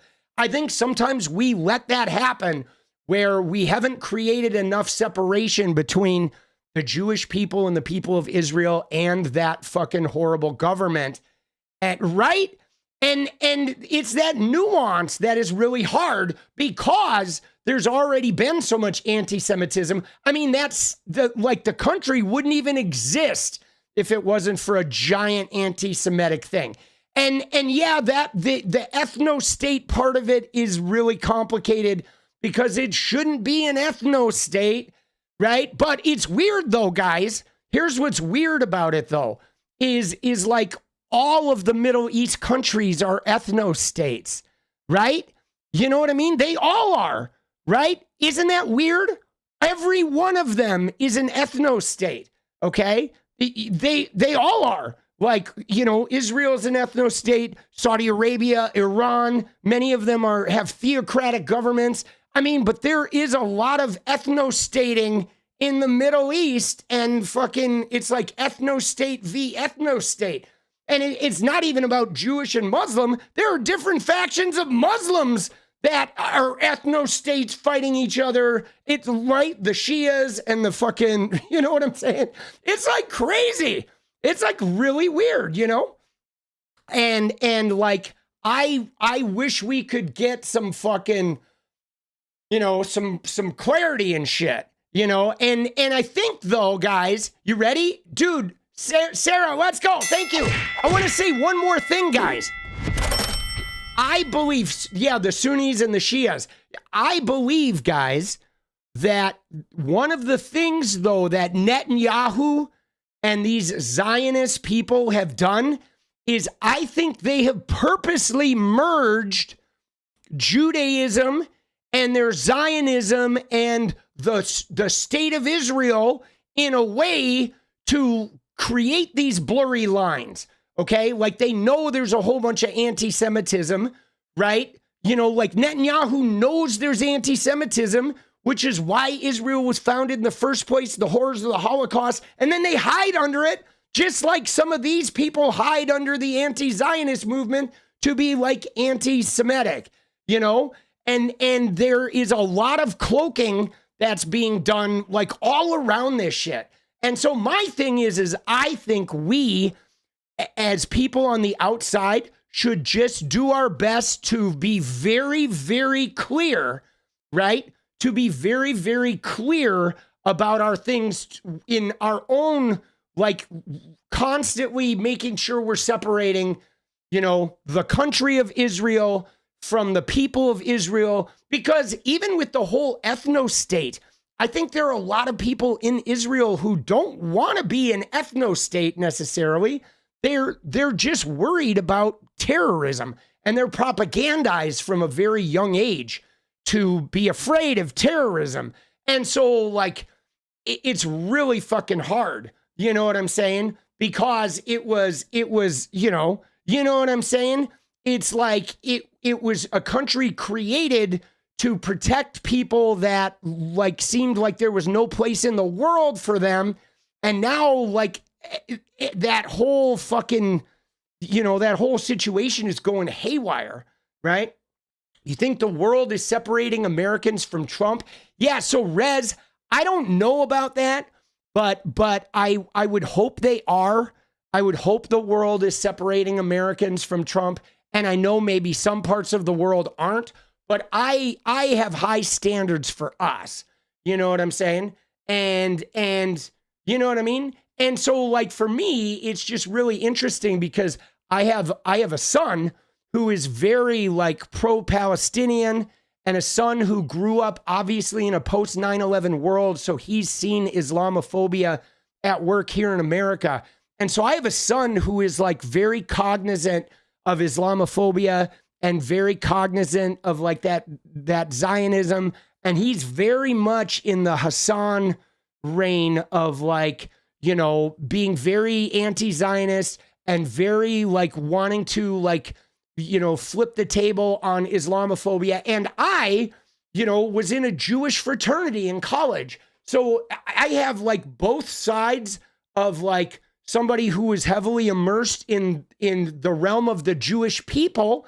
And I'm informed by a very smart and perceptive son who grew up in an Islamophobic world and is very versed in like wanting to see Islamophobia end and wanting to hold like Netanyahu responsible for his crimes. And I believe that like those two things can exist together. You know what I mean? I believe that you can be a passionate defender of Jewish people and a passionate defender of Palestinian people. But it's gotten so muddied, right? Because the people that are making the decisions are purposely trying to fucking keep those fucking, like, they're trying to keep those, you know, that area blurry so they can operate without reproach. You know what I mean? And I mean, that's what's really fucking hard, man. Dude, I know Netanyahu wants to muddy the waters, and there's a large population of people, though, in Israel that back Netanyahu, just like there's a large population of people here that back Donald Trump, okay? And But I think we have to be very careful. You ready for this, guys? Here's my last thing I'm going to say, and then I'm going to move on, is I think we do need to talk about Zionism, and we do need to talk about the ethno-states that exist all over in the Middle East, right? Which, again, like I said, Israel's not the only ethno-state in the Middle East, okay? Every one of those countries in the Middle East is an ethno-state. And that is really the root of the problem. It's not just Israel. I mean, Israel has the most power because we back them, okay? And right, we back them and we back Saudi Arabia. So we've put the power in a couple of the hands, but like they're all ethno-states. And so I want to make sure that all of the ethno-states are receiving the same kind of energy about that and not, you know what I mean? And that we're separating like the idea of being Jewish from being Zionist, because they're certainly not all, you know, it's just like America. Not everybody here is a Trump voter. You know what I'm saying? And it is like, dude, it is really hard, you know, and only one ethno-state has desires of a greater land project. See, I don't exactly believe that, social butterfly. I think that if America were not involved, okay, if America were not involved, there would be many countries. If there was no American backing, there would be many Middle Eastern countries that would be fighting for the Gaza real estate. That is like probably the most like prized real estate in the entire fucking region. Okay. You know what I mean? It really is. And maybe some of Lebanon, which also was at war with everybody else and itself forever. You know what I'm saying? But if there was no America, that whole region would be fighting over the Gaza Strip. You know, it's fucking there. It's weird because it's like there's, you know, the religions and the imperialism, but it's also just insanely fucking valuable real estate, right? It's like the Venezuelan oil. You know what I mean? Like America wants that Venezuelan oil. Everybody, right? Who told you that the Middle East countries are ethno-states? I mean, dude, it's like when you look at the Middle East countries, they're all like have a fucking religious ethno-state backing, okay? Every one of those Middle East countries has a religious ethno-state fucking, they're either under Sharia law or they're under some type of Muslim rule. Some of them are complete theocracies, okay? And they might be open to non-Muslims and other people or whatever. You can be Christian there, but it is like not the same, okay? They're right. You know what I'm saying? The religion and the rulerships are all fucking absolutely not Jordan. Okay. All right. So Jordan's an exception, but I'm saying if you look at Iran, Saudi Arabia, fucking, you know, Qatar, it is like they are very, you know what I mean? They are very like ethno-state driven, even if not explicitly saying it, you know, where yes, if you're not a Muslim and if you're not specifically their brand of Muslim, like my God, if you even go to a Sunni country and you're a Shia Muslim, you are not welcome there. You know what I'm saying? You are like basically an enemy of the state, man, you know? And I mean, there are also some ethno-state kind of vibes in some African countries too. I mean, it's not uncommon. It tends to be what happens in dictatorships. It's the same shit they want to do here in America, right? Trump and the evangelicals want an ethno-state in America of white Christians. I mean, it's sort of where there's fascism, there's ethno-state, essentially. You know what I'm saying? You know, you know what I mean? It's fucking, I don't know. There is an air of that, you know? You know what I'm saying? And the thing about this though, guys, is the other thing that's problematic with Israel, and this is not Israel's fault, but problematic with Netanyahu, not Israel, but problematic with Netanyahu and the military of Israel is that everybody is now being like Israel, imperialist, Israel's land grabbing. But like, guys, let me just tell you that all of Israel's behavior in the last 70 years has initiated in America. Okay? It is initiated in America, right? And I shit you not, like 𝗙𝗃𝗍 was born not of Israel. 𝗙𝗃 was born of America. Okay? I mean, it's a lobby for Israel, but America has used Israel and the militarization of how they have occupied that region. The U.S. has used them to fight all of our little battles there. Okay? The U.S. does not want they do not want peace in the Middle East. Okay? The U.S. had never wanted peace in the Middle East, and Israel's like, we don't either, right? The Israeli government, so we'll give you that, right? You give us money, you take care of us, and we will war everybody for you. And think about how many weapons and shit they buy from us. Like, dude, we give them money and then they buy our fucking missiles and shit with it, right? And so the whole thing has been kind of a clusterfuck of us, paying them to do what we want. And then when they get out of line, we're like, oh shit, right? It's like, you're not supposed to do that, right? And then Israel's like, Netanyahu's like, well, wait a second, if you cut us off, we're not going to do any of your wars. And then the U.S. is like, oh shit, we're paying them to destabilize the Middle East. They've gotten out of control and we want them to stop, but we don't want them to cut us off because we need to keep destabilizing the Middle East, right? And so they kind of have us over the barrel, and it's fucked up, bro. Dude, it is. It is fucked up.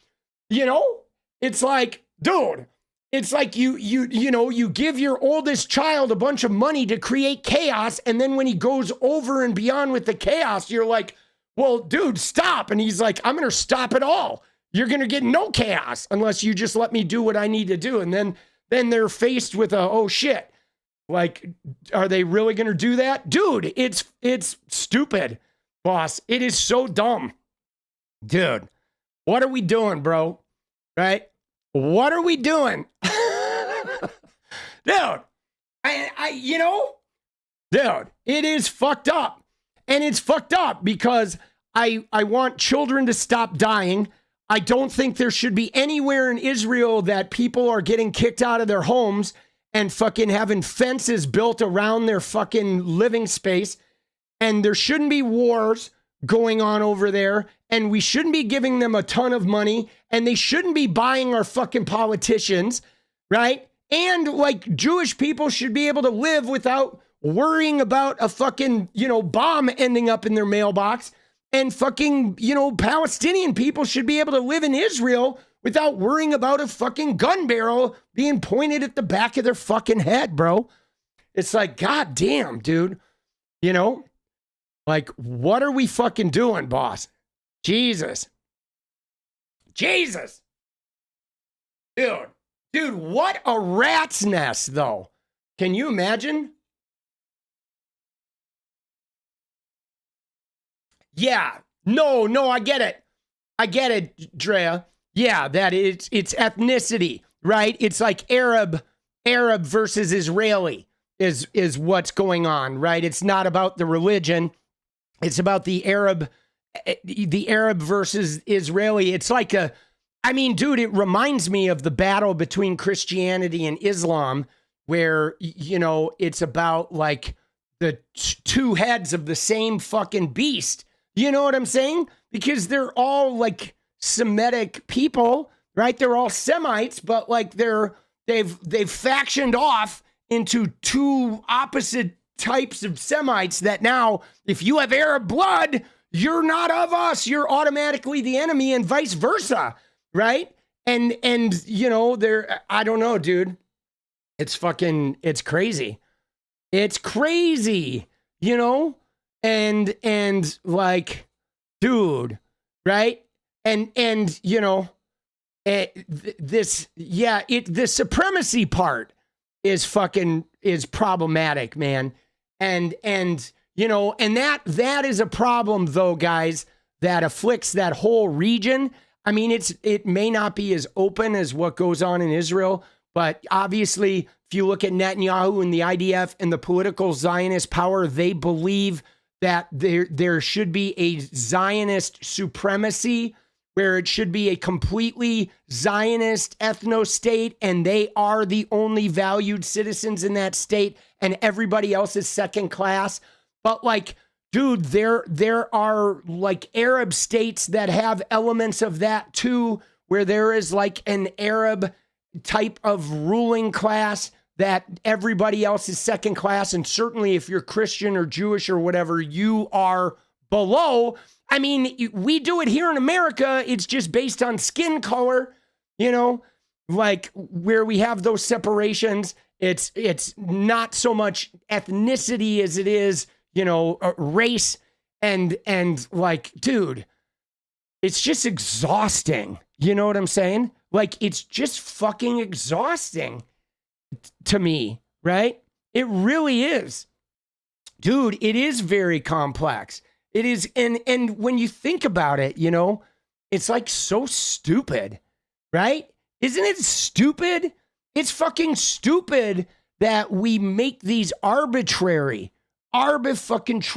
like decisions, you know what I mean?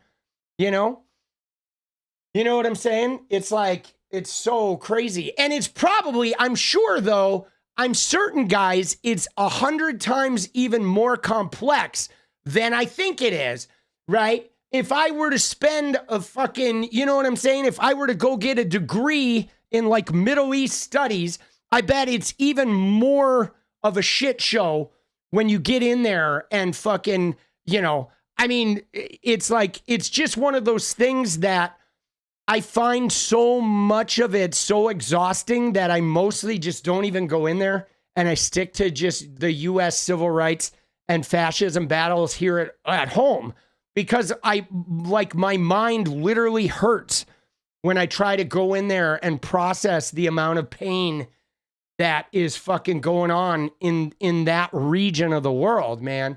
It is like, from whether it's like citizens living in a theocracy that are being oppressed by their own fucking government, or like the Israeli occupation, you know what I mean? It is just all so fucking, like, it just hurts so bad. Like, because I just wonder, is there ever going to be a solution? Like, or do the powers that exist just, I don't know, it feels like the people in power don't want a solution, right? That's the thing that like hurts me about it, is it feels like the people that actually have the hands on the levers of power, it's like they just don't want a fucking solution. Not voting? Who's not voting? Right? Dude, Dawn, did somebody say they're not voting? Dude, you should be voting. All right, dude, yeah, no, we'll do a dance goal right now. Who's not voting? Right? What the fuck? You should be voting. Let's go. Gotta vote, baby. All right, dance party goal.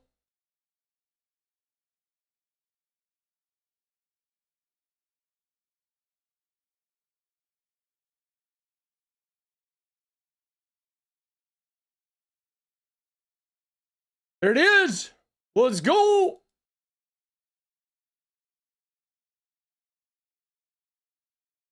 Oh, somebody said he doesn't like politics and he doesn't vote. Dude, fuck that, bro. Shit. Yeah, she's right. You got to vote.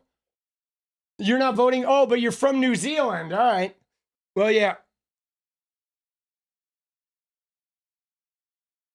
Dude, you can safely assume you've created God in your own image when it turns out that God hates all the same people you do. Dude, let's go. Keeler, kicking us off. Dude, it's like this. Can I just segue? All right. Dude, yeah, no, Emily, you're not wrong, right? Anti-Semitism is dangerous. I feel like it's dangerous for all of us, man. You know, You know what I'm saying? Because you know, the same way that racism is danger for all of us too. Vote for Chris sakes. Yes, Jessica, right? I mean, I believe in global, okay? I believe in global. That's what's hard. If like there's one person in the globe suffering, we all pay the price. But speaking of this religious thing, can I fucking show you guys something that I saw today that was just mind-blowing? Was this, okay? Just watch this. This is the MAGA. This is like, to me, this is the religious mindset. This is the fucking, the you know what I'm saying? This is the fucking, the mindset of the divisive mindset that people that where they just need to be agreement about single issue.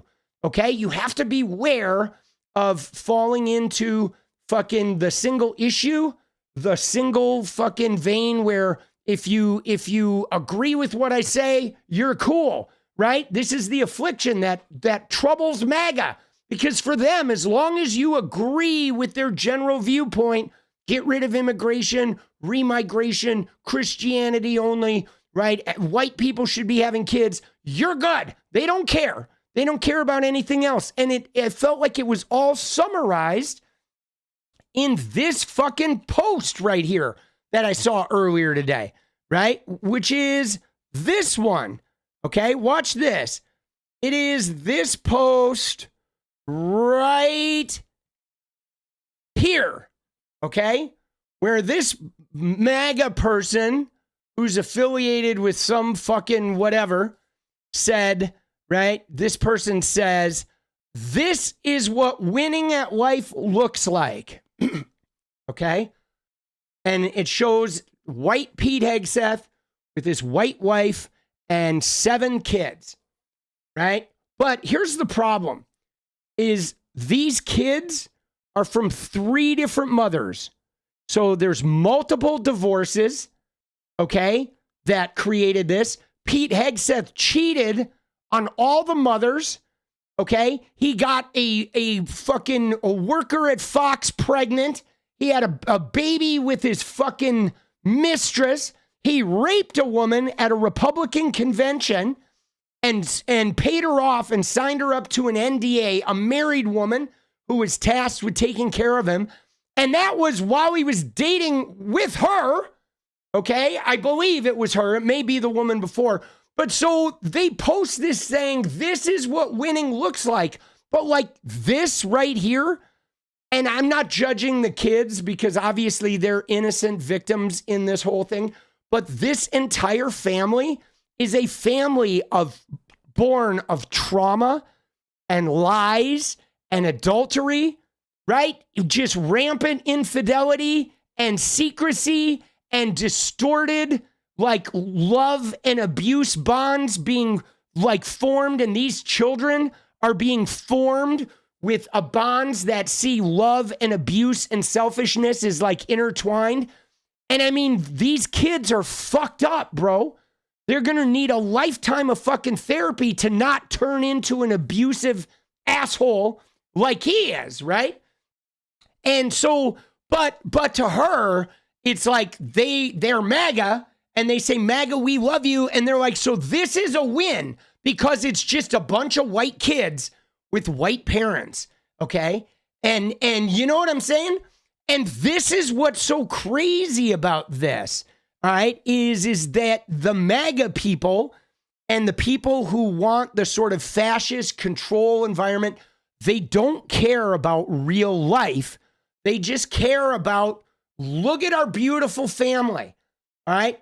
And then they pretend like their beautiful family is not fucked up, right? But simultaneously, they'll talk shit about the blue-haired kids and the blue-haired parents and this, that, or the other. But you'll go to those houses where there are blue-haired kids, and some of those families are fucked up, but a lot of those families are like, you know, parents that love each other and have a deep respect for individuality, and people, their kids have a sense of empowerment and personal space. And right, and everything that these guys claim to be in their little fake fucking pictures are actually going on in these people that they consider to be demonic and the devilish, right? But like the point is though, is theirs is all for show. This is all just fake. It's all like, look at that. Oh, they're all dressed the same. Look at, they all have the same haircut. I mean, what the fuck is up with this haircut? My dad used to force the boys in my family to have a haircut like this in like the 50s, bro, or in the 60s. Like, what the fuck is forcing all these kids to have a fucking crew cut? That's weird, man. If you have fucking 5 boys, you should have 5 goddamn hairstyles, bro. What the fuck is going on with that? You know, that is fucking bizarre, dude. That's a control shit. That's like you're militarizing your kids, man. My dad was an ex-military guy who had been in prison, and he did that. All my half-brothers and sisters had crew cuts. And when I was a kid, I was like, I am not getting a crew cut. And I had way more power than the other kids because I was his kid, and I exercised that power because I was like, dude, I am not getting a fucking crew cut. It's just not happening.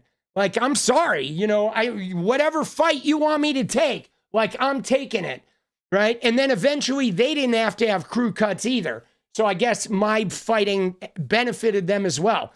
But they still fought over, like, you know, the length of their hair and shit. Dude, this shit is crazy. It's all a shell game, guys. And like, dude, this is the kind of shit that happens, right? This is the kind of shit that happens when you're fucking, right? When you're not focused on, I don't know, individuality and differences, right? Allowing, like, you know, noticing everybody's similarities and being connected, but also allowing the differences and celebrating the differences as well. You know, dude, this life, dude, what somebody called it out in here, right? Somebody called it out where I got in here, like everybody's like, get married and have children. If those are really all your kids, you have a strong wife, you're definitely winning, so much winning. This guy's fucking goals, 4 much more to go, right? And all this shit. And then somebody in here was like, somebody actually called it out. Look at this, right? Wife 1, Meredith Schwartz, right? Cheated with 5 affairs, divorce, 1 kid. Wife 2, Samantha Deering, cheated with Fox producer, got her pregnant, divorce, 3 kids. Wife 3, Jennifer Rochette, the producer he cheated with, 1 bio kid, and her 3 stepkids. Okay? So, dude, wow, right? So, dude, this woman is, dude, I didn't even know that she's the producer at Fox that he cheated on his ex-wife with and got her pregnant. Dude, this entire fucking thing is a facade of infidelity and adultery and all this crazy shit. And what's wild about this, guys, okay, what's wild about this is that fucking, where is it? What's wild about this is these guys are the ones that say they're Christians, right? Right? They're the Christians that are constantly like, thou shalt not commit adultery, okay? I mean, it's one of the 10 commandments, guys, right? Thou shalt not commit adultery, right? Real simple, bro. Real fucking, I mean, they lay it out there. And yet every one of those motherfuckers adulters like there's no tomorrow, right? Another one, thou shalt, you know, worship no idols, put nobody before your God. And they're out there holding like Charlie Kirk pictures, or they're bowing down before Trump saying Trump saved God, Trump saved Jesus. Like, bro, what are these people doing, man? Dude, thou shalt not be degenerate fucking pieces of shit, right? Preaching to us on how we should live whilst simultaneously being fucking whacked out like fucking degenerates. It's a long commandment, right? That one's like a paragraph command. Dude, number 11, the 11th commandment. I'll have to go back and watch the replay and fucking transcribe that one. Oh, shit. Dude, the cross is an idol? Yeah. No, I know. I know. I knew some religious people once who refused to wear crosses. And they were like, why would we wear a cross? When Jesus comes back, do you think he wants to see the thing that he was fucking nailed to? Like, I don't think so, right? We're definitely not wearing crosses. And I was like, yeah, that actually makes fucking sense, right? You know, it really does. All right, but moving on, dude. Dude, you ready? We're down to our last thing. All right, guys, we got 33 minutes. Let's get that dance party goal before we fucking bounce out. But, dude, we got to talk about Danny B, guys. Okay? We got to talk about Danny B because it's getting pretty dark for Dan Bongino. Okay? This is getting dark. Dan Bongino, is he going to be the whistleblower ultimately? He is weird. Okay, let me just tell you, Dan Bongino was he was the first guy to block me. Okay, he blocked me back in 2018, a full 7 years ago. Dude, Keeler, let's go, baby. Dude, he blocked me in 2018. He tweeted something and I said, Dan Bongino needs to go back to what he's doing, what he's good at, which is touching his wiener. And he fucking blocked me for the touching his wiener comment, right? That shit got under his skin, dude. I'm serious. Dude, I'll show you the tweet, boss. It's fucking hilarious. You ready? It's right here. Right here. There's the block. Let me see.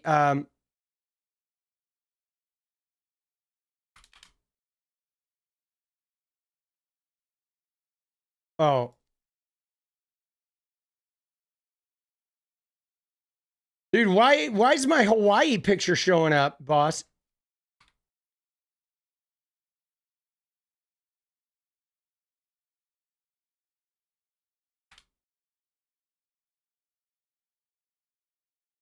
Oh, yeah, there it is. There's the tweet.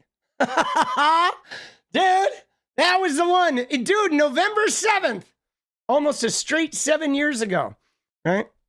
Dan Bongino should go back to something he's good at, touching his wiener. Dude, he blocked me for that. Isn't that funny? Oh, shit. Dude, there it is, boss. Old school. 2018. All right, there's the original tweet. And what's funny is he deleted the post I replied to. Isn't that crazy? He went back and deleted the post I replied to. What a fucking weirdo. These guys that go back and delete that shit. All right. But yeah, so I don't even remember what he tweeted. Okay. But anyway, to get back to our fucking point here, dude, all my gaming shit was coming up. Dude, I typed the word wiener. Dude, why is it that I typed the word wiener in my fucking search bar and it pulled up all my gaming fucking clips? That's weird, bro. Such low lives. Dude, and the one I'm in the fucking bathrobe in a fucking spa in Hawaii.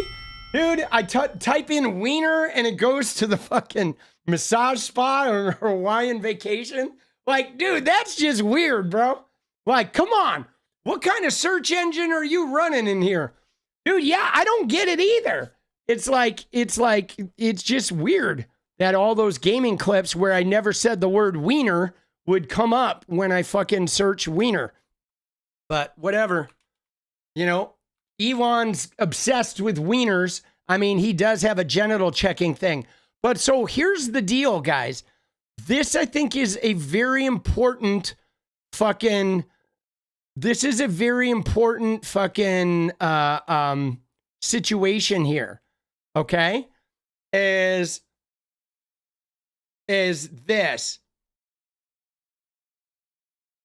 Is that for whatever for better or for worse, All right. There was a Freedom of Information request. Okay. That. So look at this. There's some shit going on where Dan Bongino was approached to censor and redact Trump's name. Okay. Now we have to look at the timeline of what went on here. Is Dan Bongino was like all Epstein. Okay. Epstein. Right? He was obsessed with this as a podcaster. Okay. Very much so. It's the Democrats. It's Clinton. It's all this Dem conspiracy. That's why they're hiding it. This, that, and the other. Okay. That's been Bongino and 𝗙cie 𝗶𝗃 too. He was also obsessed with this shit. Now, as soon as Trump wins, saying, you know what? We're going to fucking release all the Epstein stuff. As soon as Trump wins, he puts Bongino and 𝗙cie into the FBI, and it becomes this Epstein thing. Now, the first thing that happened was they were all doing talk shows. Pam Bondi, the list is on my desk. This is coming out, right? She's going on Fox News like 2-3 times a day. And then they started redacting. The first thing they did, $1 million in overtime. They hired, right? They didn't hire, but they paid FBI agents $1 million in overtime over like a month and a half to go through and redact everything that mentioned Donald Trump. It was Trump specific. They redacted and logged every mention of Trump. And the minute they did this, they all completely changed gears. Bongino and 𝗙cie 𝗶𝗃 did that interview with Maria Bartiromo, and they said, look, Epstein was a suicide. I've seen it. There's nothing in there. There's no list. There's no guys. There's nobody to prosecute. They're like, this is all, like, trust me when I say this is a closed case. It's a done deal. 𝗙cie 𝗶𝗃 went on Joe Rogan to do the same PR spin. That was the day that Elon said Trump is in the files and all that shit exploded. Then Pam Bondi went and said there's no list. And then they started the congressional hearings asking Pam Bondi and 𝗙cie 𝗶𝗃, have you seen the Michael Wolff photos? Why did you redact Trump's shit? And they stopped asking all of the fucking, people's names and shit. They stopped answering all the questions. Now, something else happened here, guys, that during this, something else happened that kind of just sort of disappeared. And it involved Dan Bongino, okay? Because remember, right when this sort of came to a head, Dan Bongino had a fight with Pam Bondi. And he argued with her and he yelled at her. And then she accused him of leaking White House shit. And then all of a sudden, Dan Bongino went underground. Okay. He did. He disappeared. And then the attorney general from Missouri, right? Andrew Bailey got flown to DC and got the same job title. And we have not heard from Dan Bongino since. And we never really found out what that freak out was about. I mean, we've been left for some conjecture. Did Dan Bongino have a problem because they're burying it because of Trump? And that went against his podcaster fucking ethos and no, we should release this. Did Dan Bongino find some shit that they're suppressing? And he's like, why are you suppressing this shit? We need to fucking action on this. And they're like, you better watch your fucking step. But he went quiet. He went dark. He went invisible. And then next thing you know, Andrew Bailey's in there. And Andrew Bailey is a guy who would literally put a gun to someone's head and pull the trigger for Trump. Okay. And so we don't know what happened to him. Okay. And it's certainly, all of this has to do with Epstein. Did he see the videos? I'm sure he did. Right. So something went down. But anyway, so now though, there's this email. Okay. Which this email is back in March. Okay. And it's from a Shannon Perry, the FBI. to Leslie and Chad, and I guess it's also going to Dan Bongino because he's a new guy. It's some internal email, right, from Leslie to Bongino, and I guess it's forwarding an attachment of someone else's email, okay, saying, I wanted to share the below. We seek guidance on the type of redactions to apply to these documents so we can process right away out of the gate. So regardless, we're sitting here looking here. So basically, it's an email about the redactions saying, hey, we're looking for guidance on what to redact and how we redact this. That was going to Bongino. Okay, so it's saying Dan Bongino was approached in March to help redact and censor the Epstein files. Now, you'll notice the people like putting this out there are all MAGA people. Okay, the MAGA people are making this huge deal like, oh, Dan Bongino is involved. Dan Bongino was approached to redact this. I mean, they're looking for a blame person, right? Obviously, if they don't get what they want, if these things come out and a whole bunch of Democrats don't go to prison, the MAGA is going to pick a sacrificial lamb of the person they're going to hold responsible. Up to this point, we've thought it was going to be Pam Bondi, right? A fall guy, scapegoat, exactly. And so now they're kind of leaning towards Bongino, right? You see with some of these accounts, these are all fucking mostly MAGA people. Some of these are reporters, okay? Rare look behind the scenes at the FBI. Dan Bongino was copied on an email related to guidance to redactions. And, this is another sort of MAGA account right here, right? That is, so there's twofold that's happening. He does look disturbed, but there's a dual layer that's going on right now, guys, where on the one hand, you ready? If you look in the left-wing space or in the investigative reporter space, we now know that Bongino was privy to the redaction process. Okay, social butterfly, LF go, let's go, baby, let's dance. Right? So that, guys, that is a big deal. All right, 22 minutes left, let's go. Oh shit. You know why that's a big deal, guys? Here's why it's a big deal. Because Pam Bondi and Kash Patel both stood under oath in front of Senate committees, okay? And I believe they talked to the Oversight Committee too, but they talked about the redactions and the scenario with Trump. But now this email implies that Bongino might know some things as well, right? So like they have not had Dan Bongino go before a Senate committee, but now maybe Dan Bongino is going to get called before a Senate committee because it looks like he was aware, okay? Right? There was some awareness there. Now the right-wing people, though, are like, ooh, maybe it was Dan Bongino that covered all this shit up. But so Bongino, though, did reply, all right? He replied and said, hold on, sorry. He replied, right? See, look at this. Dan Bongino was asked to help in the redaction and censorship. Which elites are being protected? So now they're sort of blaming Bongino. Oh, you're the guy, right?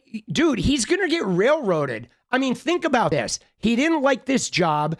He complained from the beginning. The only reason he took the job was to release the Epstein shit. And now he's going to get blamed for hiding the people, dude. Think about that. Dude, Eddie, let's go. I mean, and yeah, good for him because he's a dick, right? But here's why I find this interesting. Because does he deserve it? Yeah, dude, he's been a piece of shit. But this is like whistleblower territory, okay?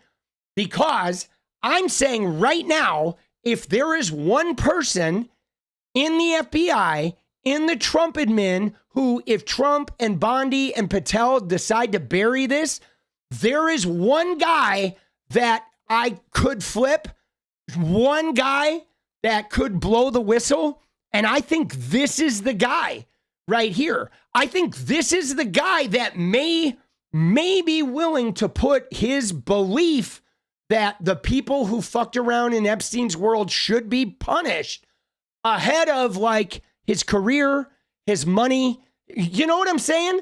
Like, he looks like a guy who, if he's like Mr. Anti-pedo guy, he's gonna go to the wall for it. And yeah, and they know it. They know it, which is why, guys, I think they're going to smear him. I think the next stage of the MAGA situation is the Trump administration is going to actively try to make it look like Bongino is the dude who caused this shit. They're going to try to throw him under the bus and like, even if something's, oh, shit's missing, he destroyed some shit or whatever. I don't know what their take is, but I think there's going to be an angle where there is going to be a battle around this. But I want to see his response, okay? Because he did respond, okay? Where was his response?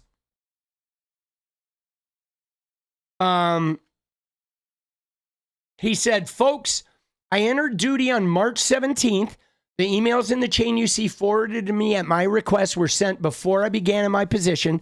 I wanted to review what had been done before I entered on duty. It was a priority, and as you can see, they responded immediately. I'm glad these emails are available for your review. So he's basically saying, this is shit that happened before I got there, and I just wanted to see the work they had done. I wanted to know what they were doing as far as redactions go. Okay. But dude, it definitely ropes him in. Okay. It ropes him in, and they are now he is in the center of this thing. Right. And this reporter, okay, Jason Leopold, said Dan Bongino responds to FBI emails I obtained via FOIA, right, about the processing and redaction of Epstein files, including one email sent to him. Bongino says he started as deputy director a day before he received the email, says he's glad emails are out, but look at this. FBI withheld 160 pages, right? So they're hiding, okay? I mean, we know they're hiding, obviously. Like, Trump could have released this shit at any day. It had to go to the discharge petition. And now they're trying to figure out, how do we hide this shit? But guys, I wonder if we're going to see a Bongino, right? Like, is Bongino going to end up dead? Is he going to die in like a tragic car accident or what? You know what I'm saying? Like, what's going to happen? Is he going to be the guy who's the whistleblower? You know what I mean? Like, something is going to go down with this man, right? Dude, something's going down. All right? But look at this. Here's all these guys before. You ready? Ready? Here we go. Please do not let that story go. Who has Jeffrey Epstein's Black Book? Black Book? FBI. But who? That is, I mean, there's... Oh, that's under direct control of the director of the FBI. What the hell are the House Republicans doing? They have the majority. You can't get the list? Put on your big boy pants and let us know who the pedophiles are. Would you declassify the Epstein files? Yeah, I would. All right. I guess I would. I think that less so because, you know, Dude, you don't know. he was you don't want to hedging. affect people's lives if it's phony stuff in there, because there's a lot of phony stuff with that whole world. But I think I would. This isn't about Epstein or 9/11 or JFK or RFK. It is, but it isn't. It's about a bigger thing. If you're lying about that, you're lying about everything. Who's on the Epstein tapes, folks? Who's on those tapes? Who's in those black books? Why have they been hiding it? And this is something Donald Trump has talked about. The DOJ may be releasing the list of Jeffrey Epstein's clients. Will that really happen? It's sitting on my desk right now to review. That's been a directive by President Trump. Everything's going to come out to the public. The public has a right to know. Americans have a right to know. Dude, isn't that crazy? Look at how adamant they were. Dude, the list, the files, the wordplay. I love 𝗙ście𝗶𝗹𝗀 saying the director of the FBI has all this. And now he's the fucking director of the FBI, bro. And he's like, there's no files. What files? Bro, they're so funny. Just absolutely fucking completely cucked, bro. They are just cucked to shit. Okay? Right? But I'm wondering, guys, who the whistleblower is going to be, because we know how this is going to play out. We know that they're going to release a bunch of shit, but they are going to hide all of the Trump stuff. They are. They're going to hide the Trump stuff. They're going to try and claim it's part of investigations. Now, we do know that Robert Garcia said that the Oversight Committee is going to subpoena it all. And even if the public doesn't see it, the Oversight Committee, like Pam Bondi, cannot prevent the Oversight Committee even from seeing the fucking hidden shit. So there are going to be some Democrats who get eyes on this. They are going to get the inside track. And then we're going to be able to look at their reaction and response to kind of know what's going on. But at the end of the day, we know they're going to go through every finagling they can to prevent the Trump pieces from coming out.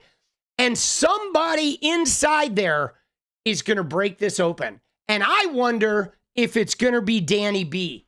Okay? That's what I wonder, because this is the one guy who I feel like has the capacity to fucking be that whistleblower, boss. I can see it, that he's going to summon, like, you know, I spent my whole life's work. I believe in this. All right, but now we got to focus. All right, we got 12 minutes, guys. We got to get the dance party, and it's going to be like pretty much a fucking dance party right after we purchase it tonight. Let's fucking go, dude. Bongino? Oh, shit. Dude, I wonder, right? Because somebody's going to out. And I feel like, I don't know, man. As much as he's a fucking piece of shit, he's also, there are certain elements of him that, I hate to say this, but there are certain elements of this guy that remind me of my dad, okay? And my dad was also pretty toxic guy, but there's also like, there's a certain type of guy that gets on a mission, okay? They get on a mission where when they focus on that mission, they're just gonna complete the fucking mission. You know what I'm saying? Like, and that's what I feel like with him, that he had this mission about Epstein, that it might come down to the point of where he just has to complete the mission. Even if it's like he fucking hates his job anyway, he knows they're going to throw him under the bus. You know what I'm saying? He knows that he's going to probably bear the fucking, the whole weight of this thing anyway. And so he's like, fuck it. If I'm going to go down, I'm going to go down completing my fucking mission. And that's what I kind of see from him, that he won't even be doing it out of like goodness or to help the victims. He would only be doing it because he set his sights on completing this thing, and they're going to burn him to the ground. And he's like, so fuck it. It's like a guy who goes into the burning village in the military and says, man, we have to complete this mission. It doesn't matter if we're not coming back. We're going in, right? And there's like a fucking military mindset that sort of takes over with some of these guys that are operating on lizard brains, you know? And my dad had a lizard brain for sure. Very unevolved, you know? Dude, Mission Dance Party LFG, let's go. All right, guys, hey, we're getting serious. We need 12 in 10. All right, now we're gonna fucking focus it. Yeah, we'll look at Kristi Noem for 1 minute. I feel like it is a narcissism. It is absolutely a narcissism. It's like, it's kind of like not motivated out of compassion or helping people. It is motivated on like, how dare you're going to take away my fucking, like, you can strip everything from me, but you're not going to strip this one fucking thing, right? You know what I mean? All right, dude, Social Butterfly, mission accepted. Let's go. All right, we're almost halfway there. Let's go. Dude, we need 11 and 9. 11 and 9, baby. Dude, yeah. No, we have to look at this one Kristi Noem thing because it's absurd, guys. The Noem thing is what she did today. She was on the morning shows, and let me just tell you, she is fucking absurd. They probably threatened him already. Oh, I bet they have. If they haven't done it directly, they did it. It's, you know, a roundabout way. Mission 2, keep on dancing. Thank you, Uncle F. Yeah, but I don't know. I don't think he's too afraid of threats, right? And yeah, he has not been fired, guys. That's really interesting too. Kim Ann, thank you. I mean, right? Think about that. Why didn't he get fired after going off on Bondi? And why did he just get a quiet, like, not in the limelight, right? Because he hated going on these interviews. And he's like, I miss my wife. I don't want to be on these interviews. He hated that shit. They just sort of buried him. Why'd they do that? Why didn't they just fire him? They did replace him with Andrew Bailey, but they didn't fire him after they replaced him. Trump has never done that. Trump is always fired. He relishes the public firing, the shaming. Yeah, dude. He's seen, he knows they're keeping him because he is a whistleblower, guys. And they know he's a whistleblower, right? Oh, dude, he's got leverage. I know. I think they are scared of him, right? Dude, let's go. We need 9 more, guys. 9 and 7. Let's go. Let's get this. Oh, dude, the red stapler guy. Yes, sir. Dude, 8 and 7. Hypermobile. Let's go. Dude, yeah. Dude, I have that one. Let me see. Right, here it is. There it is. I was told there would be a client list. There he is, dude. Oh, shit. Dude, they moved him. They moved him down to the basement. Oh, isn't that funny? Oh, shit, boss. Dude. Here's the great shot. There was him in the fucking, that was him in that Bartiromo interview. He's definitely seen the videos, guys. Oh, Lord. All right, guys. 8 more. 8 more, baby. 8 and 6. We are close. We're getting this. We're getting this. We're getting this. We're getting this.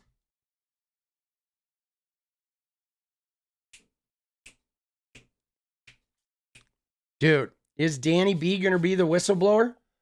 Dude, let's go. Oh, fucking chaos, baby. And we're at 6 minutes. 8 and 6. We got this. We got this piece of cake.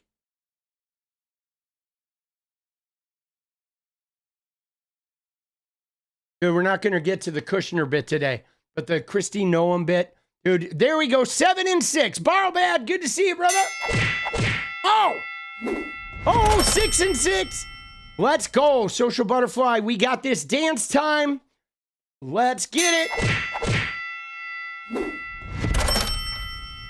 Dude, your whole family is MAGA and they're all furious with you. I bet. Dude, I have some MAGA family too. I never talk to them. I fucking don't waste my time. Dude, Proud Liberal, let's go, baby. Oh, it is $2 or more. So Proud Liberal, thank you very much for that one.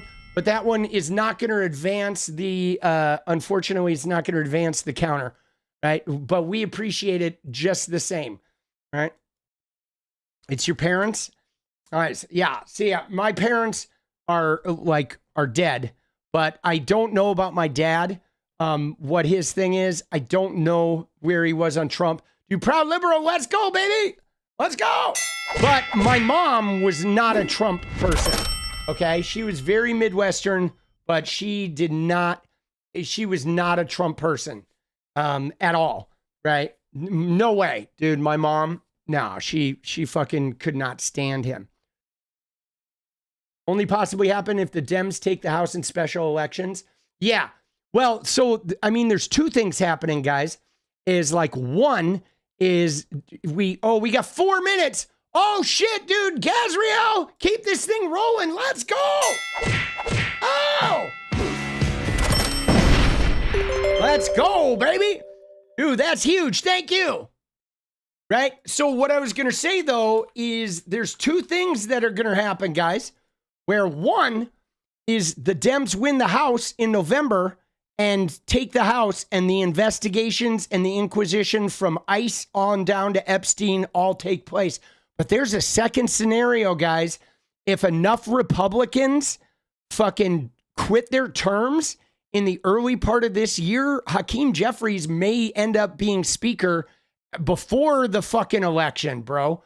Like, can you imagine the fuel for the election to be able to selectively investigate leading up to it? Like, holy shit, getting it over the fence. Come on, let's go, killer. Dude, that could happen. It is a slim chance, but you never know. We need 4 in 3, right? We need 3 in 3. Let's go, hypermobile. We love it. We love to see it. Oh, let's go. 17. We're almost there. Dude, I feel like a carnival barker. Doesn't he suck? Doesn't who suck? 𝗙sze𝗶𝗆𝗆𝗅? I mean, dude, he's not great, but he's what we have right now, right? He's a stubborn reality, okay? There's a lot of things I don't like about him. There are a couple things I don't hate about him, but unfortunately, he is not somebody that is deposable at the moment, right? And Scorpion Kingdom, let's go. Earth is a cube. Let's go. I will say this, though.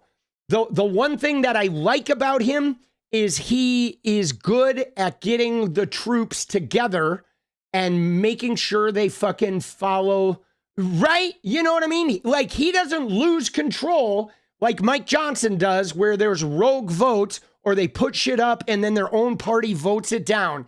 That will never happen with 𝗙sze𝗶𝗆𝗆𝗅. Okay, if he is the speaker, those votes will happen like in a very crafted and fucking, you know, perfunctory way, right? But he's, you know, unfortunately, there's just not enough people that aren't going to vote for him. He's the guy that we have right now, and he's capable, right? Even if I have personal differences of him with his religion and some of who he's beholden to. But he's capable. Like, he'll do a fucking great job, right? Which is important, even if I don't like the personal philosophy, right? You know, unlistenable. Who? Hakeem? Dude, his hands are too much, bro. Right? Oh shit, 124, baby. Yeah, down to the wire. We only need 2. We got this, right?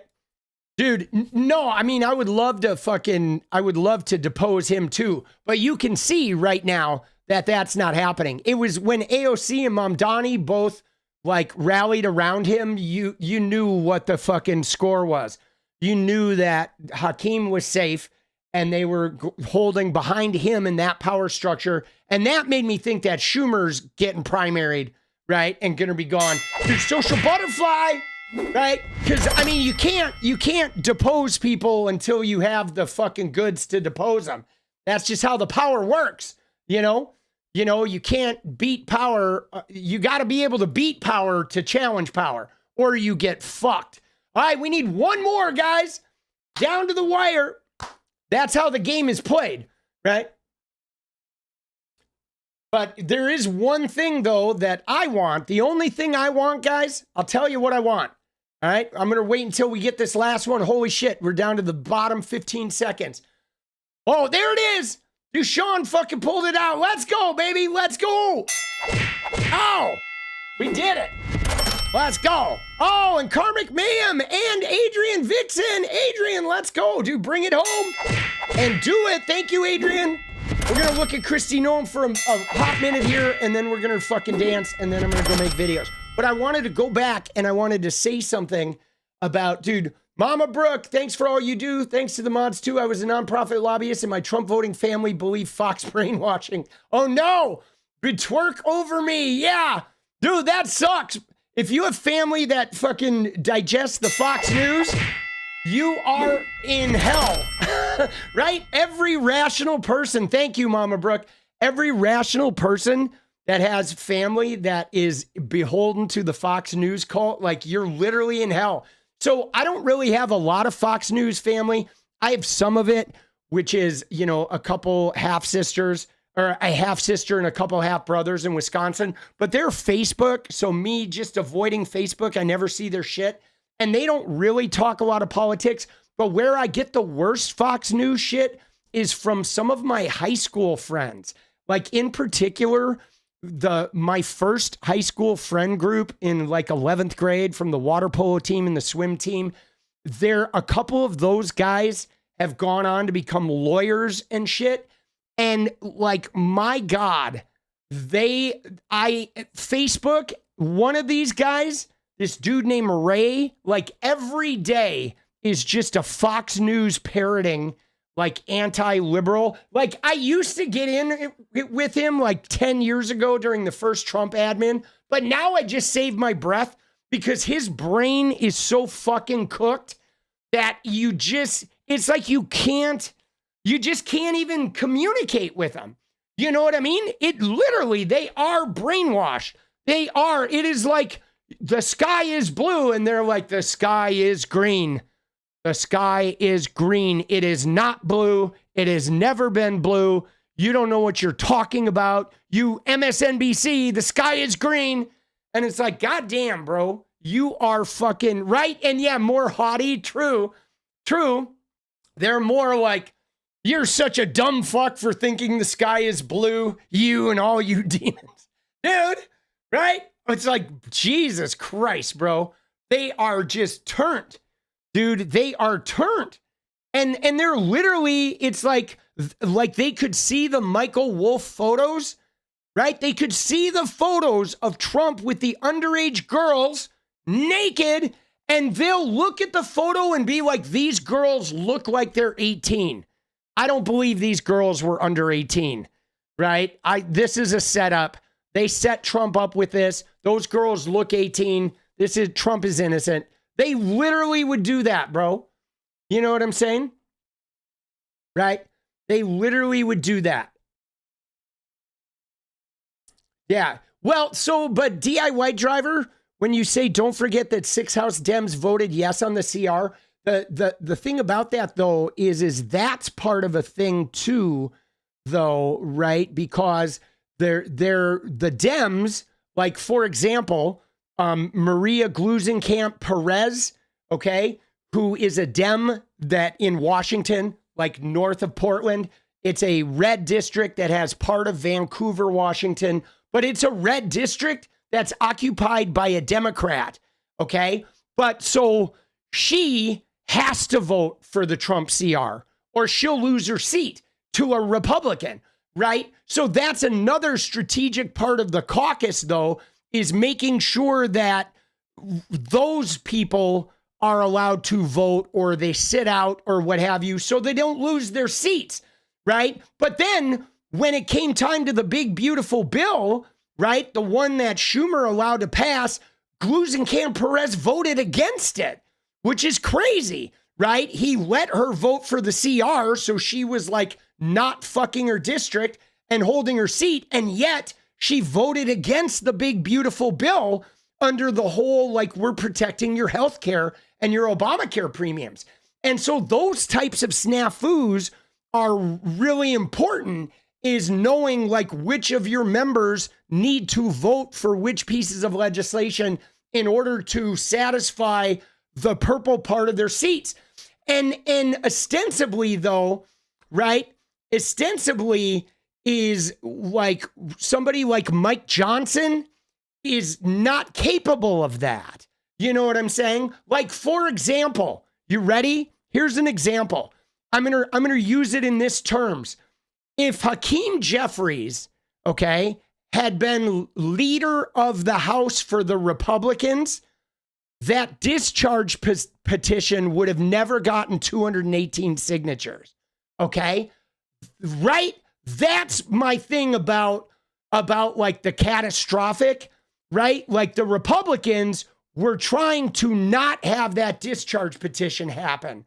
And Mike Johnson couldn't prevent it from happening, right? Whereas a capable speaker, whether it's right or wrong, they would have done their job to make sure that that discharge petition didn't happen. if it's going to sink your own goddamn party, right? And that's the thing that, like, the Republican speakers have never been good about that shit. And the Democratic speakers have usually been way better about that. I mean, the Republicans were better back in the 90s and the 80s. They were better at that. They're the type that look 15 and she's not 8. Yes, Game Shark. That's the old Megyn Kelly, right? You know, and like, you know, because unfortunately there is a political game that happens that is, at the end of the day, both sides are trying to hold power. Now, the thing that I want to see us do is, obviously we want to vote locally and start getting more progressive candidates in there, right? And more things like Mamdani winning the mayorship and more support on the local level, okay? Local level, getting progressive mayors, getting progressive local fucking state houses, right? State representatives and state senators, okay? So you build a progressive movement locally, which we're starting to see that get done more, okay? Then the other thing we need to do is there's two things that I want to see, okay? And it's not a simple fix, but obviously the progressive local wins is very important, because in order to get more progressive candidates winning in Congress, you have to show progressive results locally. So you're not just a theory of this shit, but you're showing results, right? Like if Mamdani pulls off, you know, funded childcare, that will spread like fucking wildfire across the country. And then people will be getting into Congress on childcare. Okay. The same with fucking healthcare, right? You need to get that locally. That's where it kind of starts usually, right? That's one. But number two, guys, is when we elect a president in 2028, if we get a Democratic president, I want a fucking shark. Okay. And what do I mean by that? Here's what I mean by that, guys. By the time we get to 2028, okay, Donald Trump will have expanded the power of the presidency to unheard of levels. Okay, the president is going to have more fucking power than he's ever had. Okay, the executive branch. And I want somebody to get in there who fucking uses it, who gets in there and is not about, I'm going to be nice, I'm going to make nice, but is like, no, I'm going to take this power and I am going to sledgehammer, okay? And yes, it could be Newsom, it could be fucking, you know, Pritzker, it could be anybody that is not afraid to be fucking ruthless and who is not afraid to fucking take a sledgehammer to the whole goddamn thing and deal with the fucking public pushback. I don't want to see an Andy Bashir, or a Josh Shapiro, let's all get along and you all love me because I take care of you. I want to see a motherfucking wrecking ball who's going to be like, no, let's fucking, right? Let's get the Supreme Court expanded. Let's fucking, you know, start expanding our fucking national climate infrastructure. That's what I want to see, right? I want to see somebody who takes advantage of Trump's expansion of power and fucking sledgehammers that shit, okay? Because we're only going to get one chance, guys. I shit you not. Like, we're going to get one chance to fucking kick this door open and really fuck some shit up. And you know, that's what I want to see. I want to see a fucking, right? Somebody ruthless, okay? Dude, ruthless. And again, we need progressives in Congress, okay? Progressives in Congress and a presidential fucking sledgehammer, right? There you go, right? Oh, shit. Let's go. We'll see, baby. We'll see. Dude, we need Supreme Court fucking reform for sure, man. All right? Dude, let's go, baby. Let's go. All right, you ready? Let's look at Kristi Noem. and then I gotta go make some videos. But I thought this Noem was fucking right. This Kristi Noem shit from today was crazy. Okay? Look at this shit. All right? Dude, you ready? So this one. All right. Well, there's two things with Noem, but it was this question. Let me find it. All right. I think it was on Rupar. Let me go to Rupar. I should have marked the clip, but I didn't because I played some Fortnite this morning. I actually like the new season. Dude. Oh, shit.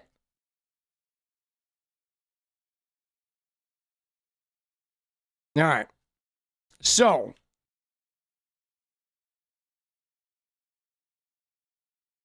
hold on. I got to turn my fan on. But, dude, Noem, right here. Okay, let's watch this. Okay, because here's the situation, guys. This is obviously related to the National Guard. Okay, that woman from West Virginia dying, the other guy clinging to life. Okay, you have this like CIA extended Afghan guy who came here like he was part of rebel factions that worked with the CIA. Okay, and so he was given first shot at some asylum with a bunch of other people. Okay, now. What ended up happening is there has been a big attempt to spin this. Okay, we know that the shooter came in 2021. Okay, but we also know that the shooter applied for asylum in December of 24, 1 month before Trump took office, and then he received it. It was granted in April.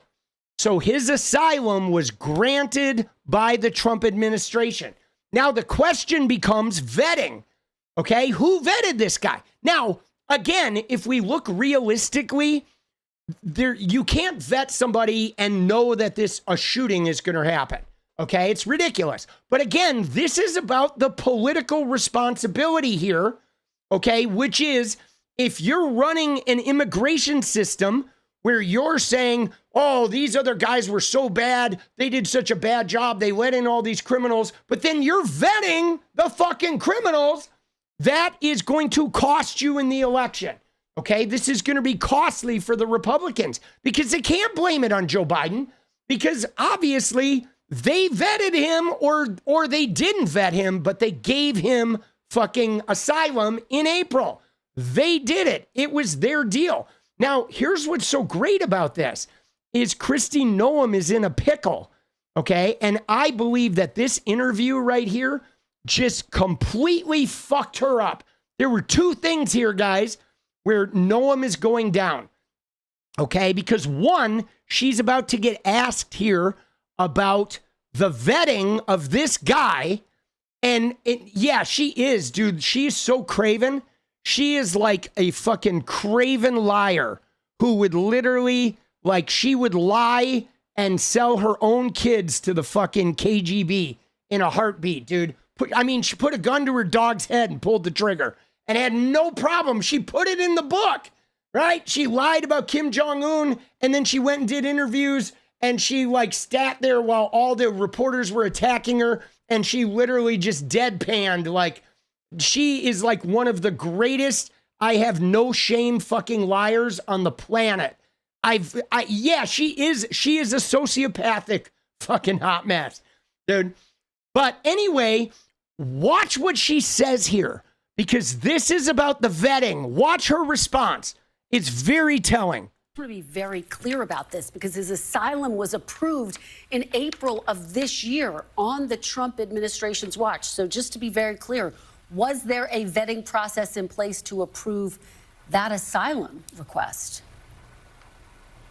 Yeah, the vetting process all happened under Joe Biden's administration. But was he vetted when he was granted asylum? Are you saying he wasn't vetted when he was granted asylum?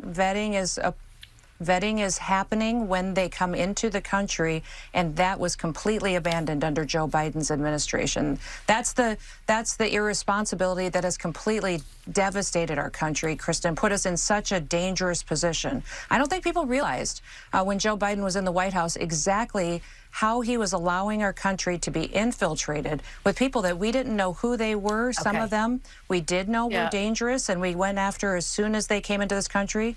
But under this program, we could have up to 100,000 people that came in from Afghanistan that may be here to do us harm. And President Trump is absolutely dedicated to getting them out of our country. All right, so here's the thing, though. She is like an AI. But did you notice how this is going to be a fucking bombshell for her? Because look at what she said. Like, we know they're doing the Biden blame game.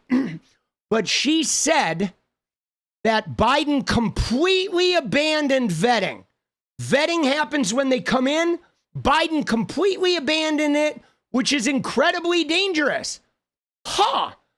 So why on earth did you, why did you grant asylum to somebody when it was so dangerous that the vetting had completely broken down? Surely you would have denied the asylum.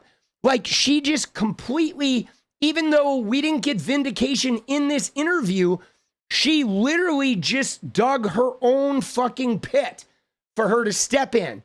Because obviously, if Joe Biden, okay, let's take you at your word. Joe Biden completely abandoned the vetting. There was no vetting. It's a disaster. There's dangerous terrorists from Afghanistan here.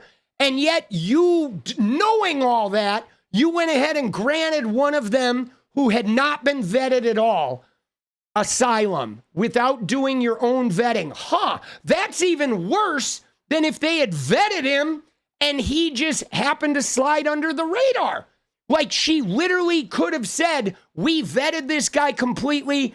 There was no way to tell he had worked with the CIA. This guy went rogue. Unfucking believable. We are so upset about this, and now we're going to get more stringent. She could have spun it in a million fucking ways. But she decided to go completely with the Joe Biden one that makes it look like they're fucking incompetent, bro. Like, completely. She literally, in her fucking sociopathic nature right there, she just blew up her own fucking train, bro. Completely blew it up, right?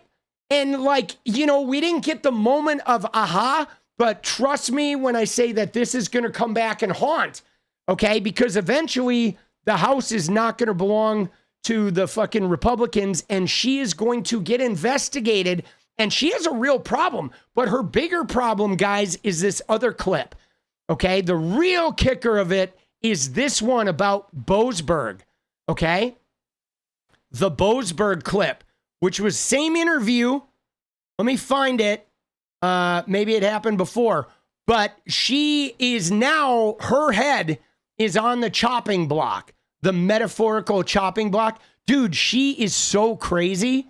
She is like, Kristi Noem is just, dude, I look at her and I'm like, man, if I slept in the same bed with her, dude, I would never fucking go to sleep, bro.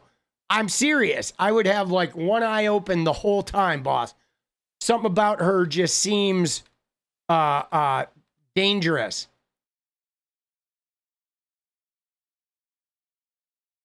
But look at this, guys. Let me find it.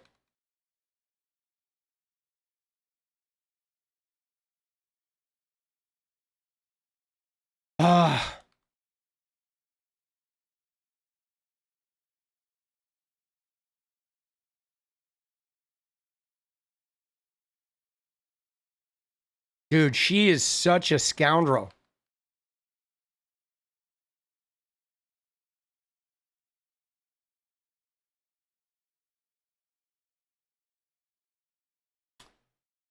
Rather sleep beside a pack of wolves? Dude, I feel that.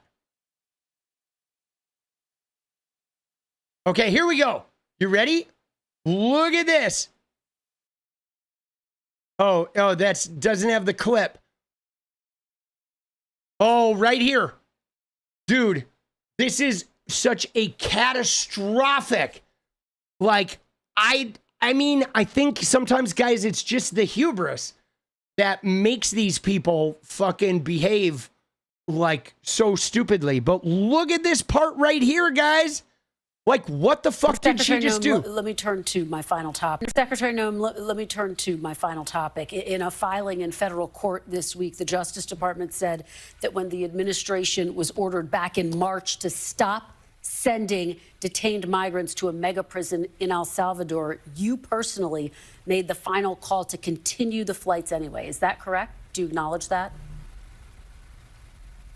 You know, we have court filings going on and decisions that are going forward. I'll let them continue to play through that process. But did you make that I'm call? proud of President Trump. Secretary Noem, let me turn Sorry, to my mind drifted. Hold on, let's go back. Secretary Noem, let me turn to my final topic. In a filing in federal court this week, the Justice Department... I love how she waited. This is so good. I mean, I have a lot of issues with Welker for being soft. But in this particular interview, she waited with this question until the very end. But watch how this plays out, okay? Because what they're talking about is that Boasberg order, okay? Boasberg issued an order that if you have planes, no planes can be sent to El Salvador, right? You have to ground them, okay? You have to ground the planes and you can't send any more, right? All planes are grounded. Like, I'm putting a fucking stop to this shipping to El Salvador. And somebody made the call to take the planes that were in the air and to not ground them, to have them take people, innocent people, to El Salvador. But the question is, who made that call? Okay? And nobody has gotten an answer on that. All right? But, like, watch this, dude. Dude, I want to see her in prison so fucking bad. But watch this. Secretary Noem, let me turn to my final topic. In a filing in federal court this week, the Justice Department said that when the administration was ordered back in March to stop sending detained migrants to a mega prison in El Salvador, you personally made the final call to continue the flights anyway. Is that correct? Do you acknowledge that? You know, we have court filings going on and decisions that are going forward. I'll let them continue to play through that process. But did you make that call? I'm proud of President Trump and his leadership and the decisions that we have made. And the decisions that are made on deportations, where flights go and when they go, are my decision at the Department of Homeland Security. And we will continue to do the right thing and ensure that dangerous criminals are removed. So that you're saying that it was your decision. It sounds like the judge wanted to ensure that people were given due process. He said very clearly, quote, any plane containing these folks that is going to take off or is in the air needs to be returned to the United States. But those people need to be returned to the United States. However that's accomplished, I leave to you. But this is something that you need to make sure is complied with immediately. Did you defy the court's order, Madam Secretary? No, Kristen, and that's one of the things that we continue to face across this country is activist judges who are using radical decisions that have no standing and no grounds to try to stop what President Trump is doing to protect America and to keep us safe. So we'll continue to do the right thing, continue to work and do protect Americans no matter what radical judge comes out and tries to stop us. We'll do the right thing and know that we're on the side of the law, the side of the Constitution, and the side of the American people. All right. Secretary Noem. So now, totally like typical Kristi Noem, okay? Right? Of course, she's sleazy wiring. She's saying, oh, me and Trump, we made good decisions. But did you see, right, attacking the judge, activist judge, the standing, but did you see the one part, right? Did you see the one part? It was right here. Watch this. I'm proud of President Trump and his leadership and the decisions that we have made. And the decisions that are made on deportations, where flights go and when they go, are my decision at the Department of Homeland Security. And right there. Right there. Right there, she said it. The decision of the flights, what they, right, where they go, when they leave, where they go, are my decision, right? She like got into her little ramble of like, first she did me and Trump, I'm proud of the decisions we've made, and then she claimed it. the decisions, right? She stepped up and I'm like, I am in fucking charge here, right? Decisions that we through that process. But did you make that I'm call? proud of President Trump and his leadership and the decisions that we have made. And the decisions that are made on deportations, where flights go and when they go, are my decision at the Department of Homeland Security, and we will continue to do the right thing and ensure that dangerous criminals are removed. So there it is. There it is, guys. Right? There it is. Right? Oh, that's an important one right there. And I know she's like, you know, just claiming her turf, right? It was like bravado, because you notice the first part, she actually said, Trump, I'm proud of the decisions we've made. It was her and Trump. There was no like thing. And then for whatever reason, she's like, don't fuck with me. I am the secretary. The decisions around these planes, these deportations are made by me, right? That's going to come back to haunt her. Dude, it is, bro. Dude, fuck her, man. God damn, she is like, doesn't she seem like a Stepford wife or something? Like, bro, she is like a Stepford wife. Man, she's crazy. Dude, she is like psycho, right? You know what I mean? And then you wonder, right? Would if she came snuggling up on me, would I just to see what the experience was like? And then spend a lifetime of like shaming myself. I mean, I don't know, dude. I've been attracted to some crazies in my time. I'm not attracted to her, but I probably would just be like, let's see what this roller coaster's like, dude. Dude, she is a psycho, bro. Oh my God, dude. Dude, she just, when I look at her, bro, she is like, I don't know, dude. Yeah, pretty vacant. Great call, Gulf Marine. There is something about her that is just like, it's like almost robotic in her delivery, right? Just like so, like sociopathic. You know what I mean? Like, you know what I'm saying? Like I swear to you, she's a fucking sociopath. Like absolutely soulless. But all right, guys, it's dance party time. You ready? You ready for this? It's time for the dance party and fucking nightly work.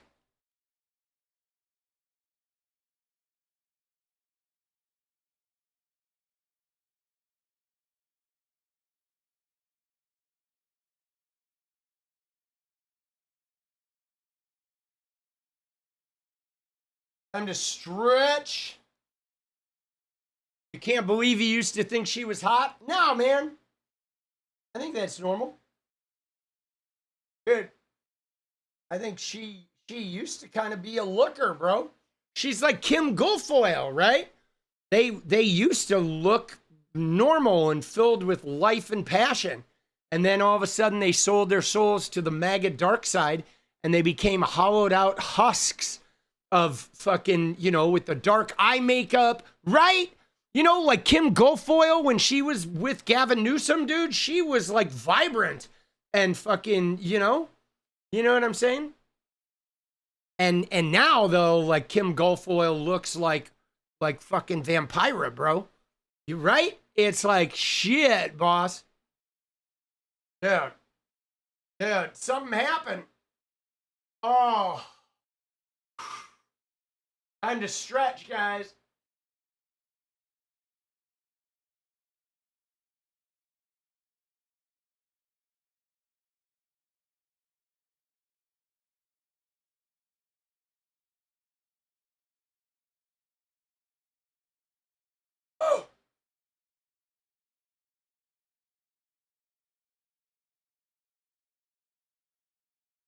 Oh, fuck, bro. She kissed a frog and it backfired. Dude, it's dance time, baby. You guys ready? Are you going to be dancing? I hope you're going to be dancing too. Dude, I need to get rid of the fucking gut, boss. I mean, I guess I don't need to get rid of the gut. I was just all my life, I had a flat stomach until I quit smoking cigarettes and started fucking sitting in a chair 18 hours a day. And now, like, now I got this stomach that I used to never have, bro. It's just new, right?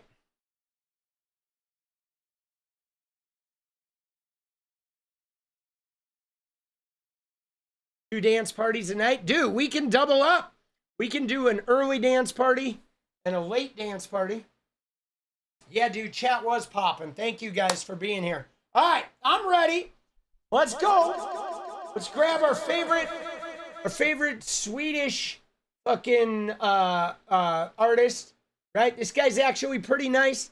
I've been dancing to his song every night because, like, obviously with YouTube, I can't really dance to copywritten music because of their copy protection shit. So I had to find a song on Epidemic Sound. We found a really good song that is a good dance tune, and it's a great tune. And then I reached out to the musician on Instagram and sent him a message letting him know that, like, dude, I dance to one of your songs every night. And he was, like, pretty cool. He was actually super cool. I don't know if he's ever fucking tuned into the stream. Probably not.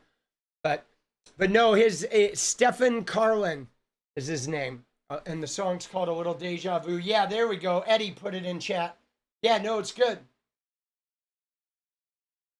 Fast, no carbs, no sugar, visceral fat. What's that? Hard on organs? Yeah. See, I don't want to do anything that's hard on my organs. Oh, I'm just going to make peace with being a little chunky. Right? I mean, it's not that big a deal. It's not even a huge deal. It just feels impactful to me because I was a cocaine using, cigarette smoking, 20 Red Bulls a day drinking kind of guy with a fucking, like a six pack for, 35 years because I was a championship swimmer in high school. And then that physique just stayed with me for the longest time while I was a rock and roller. And now it's like, it ain't that. It ain't that, right? Oh shit. Pat, hard on you. I think obesity is hard on you, but my size is not hard on me, right? Double my rock star intake. Dude, I was thinking about going back to smoking to get my flat stomach back, right? Just kidding. Well, you know what else happened though, guys? You know what else happened is and any pregnant women out there will know there's a thing called a diastasis or diastasis. There's a thing that happens when women are pregnant where the ab muscles, okay, there's like a center line to your abs. And when women get pregnant, the ab muscles kind of like get a separation in the middle. And so there's like a doming that happens. So you can't really do like crazy sit-ups or crazy ab muscles anymore because there's a separation, right? It's a diastasis or a diastasis. I'm not sure how you pronounce it, but it happens to pregnant women, okay? And for whatever reason, after I quit smoking or what happened, I have a diastasis or whatever, diastasis, right? I have one. So there's a separation in the center of my ab muscles. So there's like a certain type of fucking, a certain like hardcore ab exercises that I just can't do because it'll exacerbate that gap. And so that has been a thing that has sort of hampered it too, right? It looked great after you gave birth. Nice. Yeah, I haven't been able to figure out how to fucking get rid of it, right? I went to physical therapy for a while and, and I have not figured out, I haven't been able to figure it out, right? So we'll see. It's an ongoing thing, but it adds to it, right? All right, you ready? Let's get it. It's time, baby. Here we go. Oh.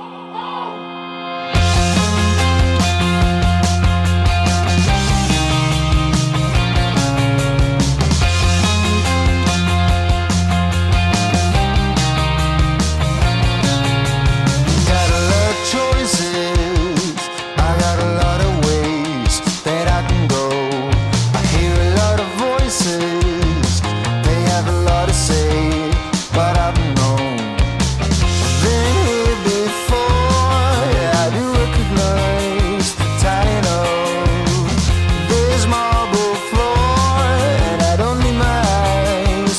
what lies behind that wooden door. A little deja vu, I'm gonna get it right. A little time with you and I can see it light. Things will turn out okay. Everything lately, I'm feeling so familiar. Coming on greatly, this feeling like a million. I've been here before, yeah, I can recognize the tiling of this marble floor. And I don't need my eyes to see what lies behind that wooden door. A little deja vu, I'm gonna get it right. A little time with you and I can see it light. A little deja vu, I'm gonna get it right. A little time with you and I can see it light. Things will turn out okay. Let's go! I'm coming up slowly. This feeling that I have now. bring it home, Just a baby! bit holy. Bring it home! A notion that I will make it out somehow. A little deja vu, I'm gonna get it right. A little time with you and I can see it light. A little deja vu, I'm gonna get it right. A little time with you and I can see it light. Things will turn out alright this time, I know. Oh, let's go! Woo!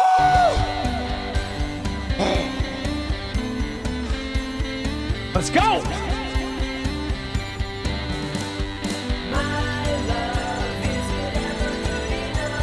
My love, is it ever good enough?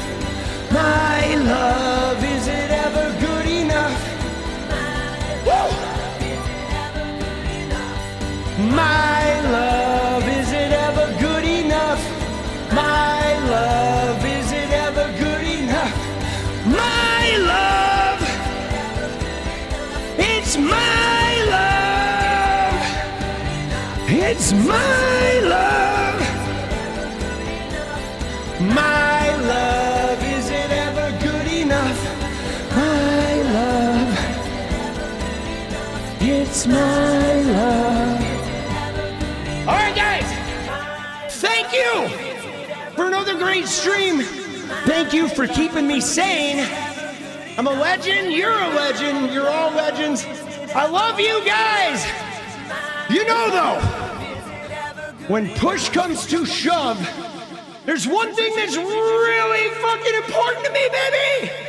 And do you know what that is? I do. It's called freedom. Thank you. Good night.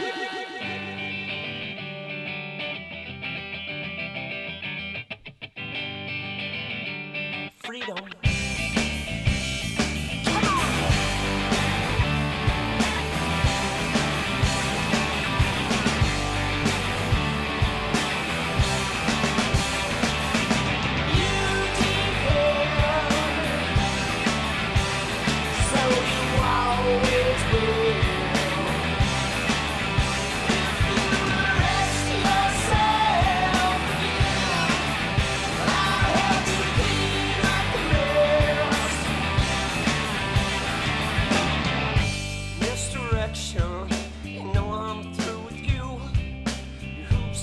Obsessions always jumping through.